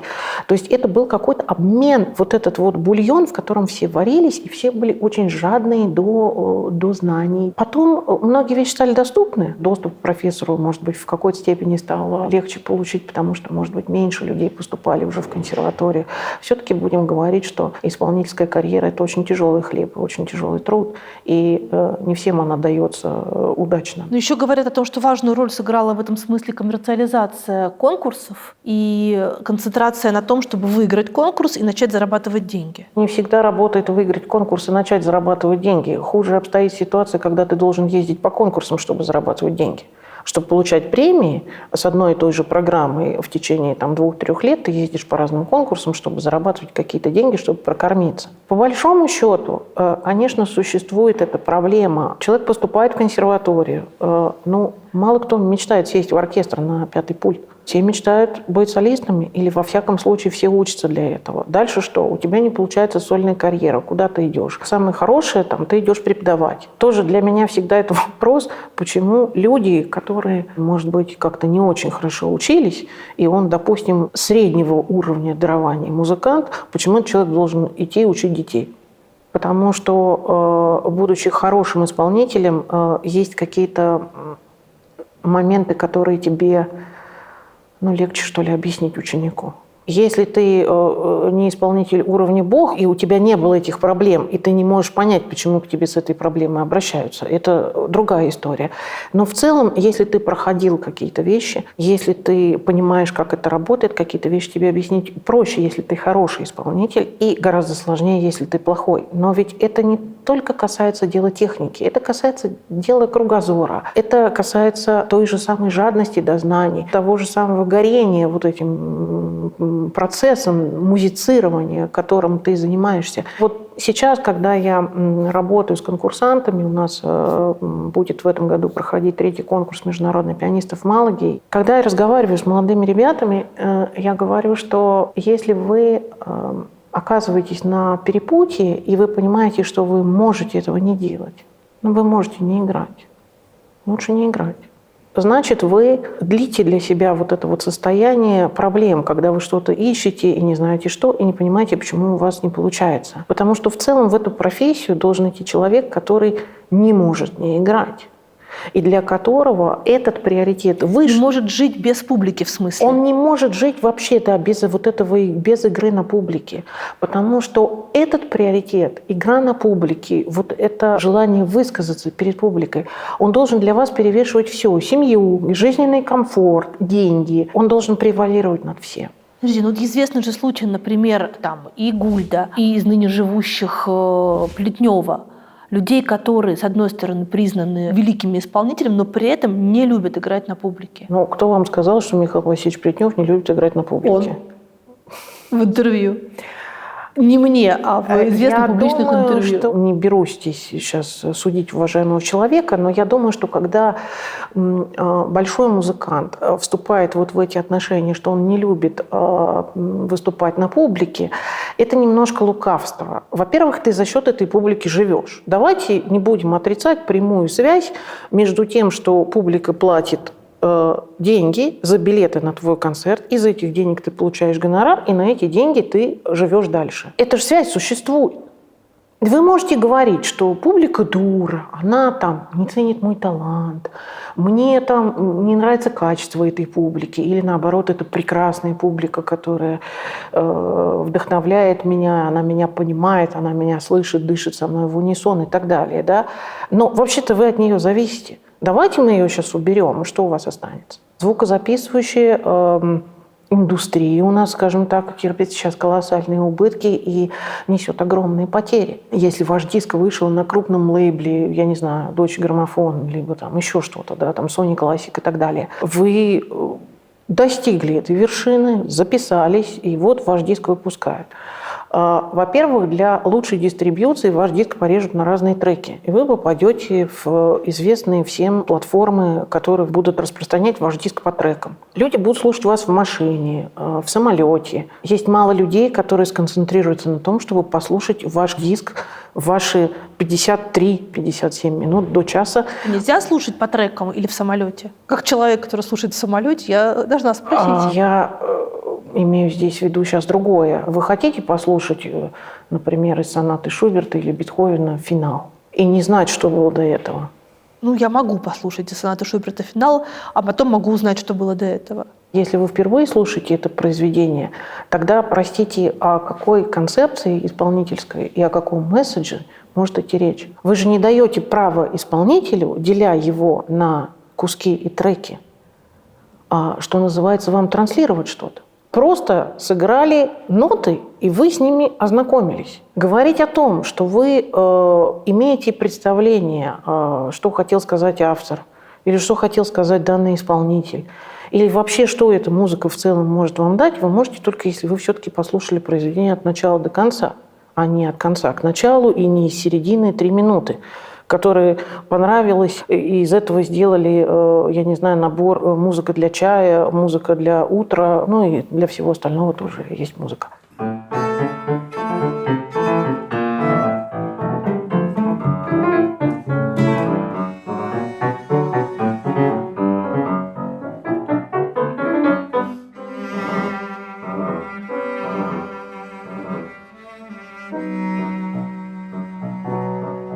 Как начать слушать классическую музыку? Можно попробовать послушать немножко из этого, немножко из того. Ну, если вы где-то слышали фамилию там Чайковский и Рахманинов, или вы вообще, в принципе, хотите узнать что-то о русской музыке, ну, попробуйте послушать Ромео и Джульетту Чайковского, там, 2-й или 3-й фортепианный концерт Рахманинова. Во-первых, что-то, может быть, вам покажется знакомым, потому что есть такие произведения, которые все-таки кочуют в каких-то пространствах. Раньше, например, не знаю, как сейчас, а вот в электричках, которые там в Барселоне ходят по побережью, и в лифтах в отелях, вот, там, например, звучала музыка Чайковского, балетная преимущественно. Например, «Щелкунчик» сейчас это очень модно. Если вы не достали билет в Большой театр или в какой-либо другой театр, вам же не обязательно действительно вот это вот все смотреть. Ну, сказку-то вы там знаете, читали или можете прочесть. Возьмите и послушайте просто сюиту из этого балета. Есть прекрасная совершенно сюита, записанная Геннадием Рождественским. Вы слышали там про роман Шопена «Жорж Санд». Возьмите, послушайте Шопена и узнаете о том, как он мерз на Майорке, когда он прелюдии свои писал. Или что-то вы слышали про тему гимна Евросоюза и «Обнимитесь, миллионы». Ну, возьмите, послушайте финал 9-й симфонии Бетховена. Интересный будет опыт. То есть какие-то вещи, которые вы можете взять из контекста. Вы когда приходите там на рынок, да, вам надо выбрать, не знаю, овощи, фрукты, из которых сделать салат. Вы делаете какую-то подборку, из которой вы себе представляете, что он может получиться. Но можно также подойти к этому вопросу. Надо с чего-то просто начать это знакомство. Если вам нравятся сюжеты Шекспира, ну, попробуйте, рискните взять и послушать, например, какой-то кусочек из оперы «Отелло». Хотя бы даже ради интереса узнать, как он ее душит, и что этому предшествует, и как это выражается в музыке. Ведь музыкой, в принципе, все можно описать. Если вы хотите узнать о погоде, послушайте этюд «Лист и метель». Или если вы сидите где-то в теплом месте и вдруг заскучали по снегу. Если вам не хватает дождя, существует прелюдия, которая называется «Капли дождя». У Шопена, в смысле Шопен ее так не называл, но так ее назвали позже издатели. В конце концов, есть какие-то календарные штуки типа времен года Чайковского. От какого момента вы эту историю для себя размотаете, это уже решать вам. Или вам грустно, вы кого-то любите, вы хотите признаться человеку. Например, один известный пианист сказал мне: знаешь, я вот долго думал, что такое концерт Шумана. И я понял, что это одно большое любовное письмо.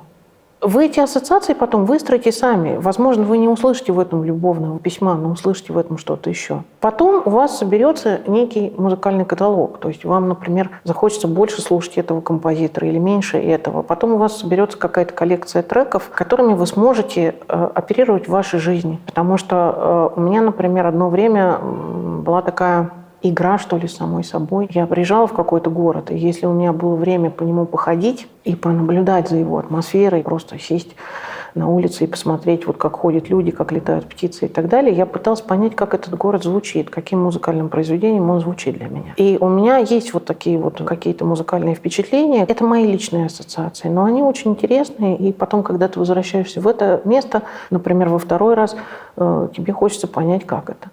Ну или, например, вы приехали в Вену. Вы можете узнать о ней не только из путеводителя и из литературы, вы можете узнать о ней из музыки. Это и Штраусы, это и Гайдн, это и Бетховен, это люди, которые жили там. Вы можете послушать этот город и через них тоже. Я понимаю, что все не любят такие вопросы, но, с другой стороны, все любят такие ответы.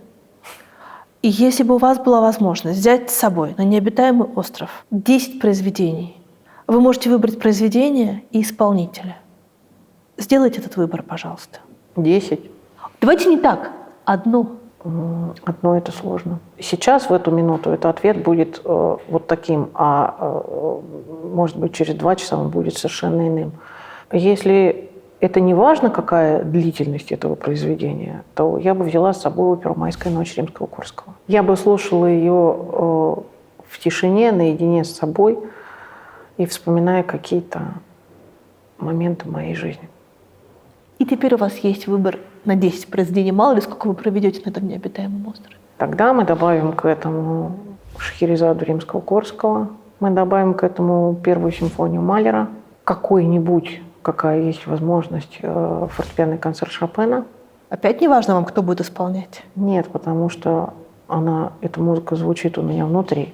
Это не важно. Это мне нужно скорее как напоминание. Я бы взяла с собой Хованщину Мусоргского, 3-ю сонату Шопена в исполнении Григория Соколова. Это сколько уже? У вас осталось 3. Какую-то симфонию Бетховена, какая будет доступна на тот момент. 8 или 9? Такую я и возьму. Фантазию Шумана. Осталось 1. 3-ю симфонию Брамса. Ой, Надя, вы без Баха поедете. Да. Уважение. Это мужественный поступок. Выберите, пожалуйста, милосердие или справедливость. Милосердие, справедливости, в общем понимании этого слова, наверное, нет в жизни. Правда или безопасность? Это зависит от жизненной ситуации. Наверное, правда. Родина или истина? Родина, та, которая во мне. Одна музыкантская теория говорит о том, что после смерти человек превращается в мелодию. Какой мелодией вы хотели бы стать? Ну, они же уже все написаны, кто-то ими стал. А какая ваша? Опять же, на сегодняшний день «Лунный свет» Дебюсси. Мы когда говорили про легенду о звездочете и «Золотом петушке», откуда взялась опера, если вы помните, там был такой эпизод, когда на шахматных досках оказывались солдаты игрушечные, а потом еще была одна доска, на которой ничего не было. Вообще надо сказать, что огромное количество русских исполнителей, они увлекались шахматами. И вот у Анатолия Константиновича Лядова, который вообще в нашей русской музыке отвечает за всю нечисть обычно, это Баба Яга, Кикимора, там, вот это вот все. Он написал одну вещь философскую, которая мне очень хочется ее сказать. Он написал, что человечество двигается всю жизнь по шахматной доске. И сейчас мы, допустим, стоим на черном поле, а потом перейдем на белое. Но мы перейдем туда все вместе. И если говорить о каком-то глубоком смысле шахмат, обычно эту игру рассматривают как какое-то противостояние. Там инь и янь, белое и черное, добро и зло. Но мне кажется, мало кому приходит в голову, что шахматы – это еще и такой поединок, это игра ума самого человека с собой. Ваши внутренние какие-то два состояния, которые между собой борются. И когда вы находите какую-то гармонию, вы по этой доске двигаетесь.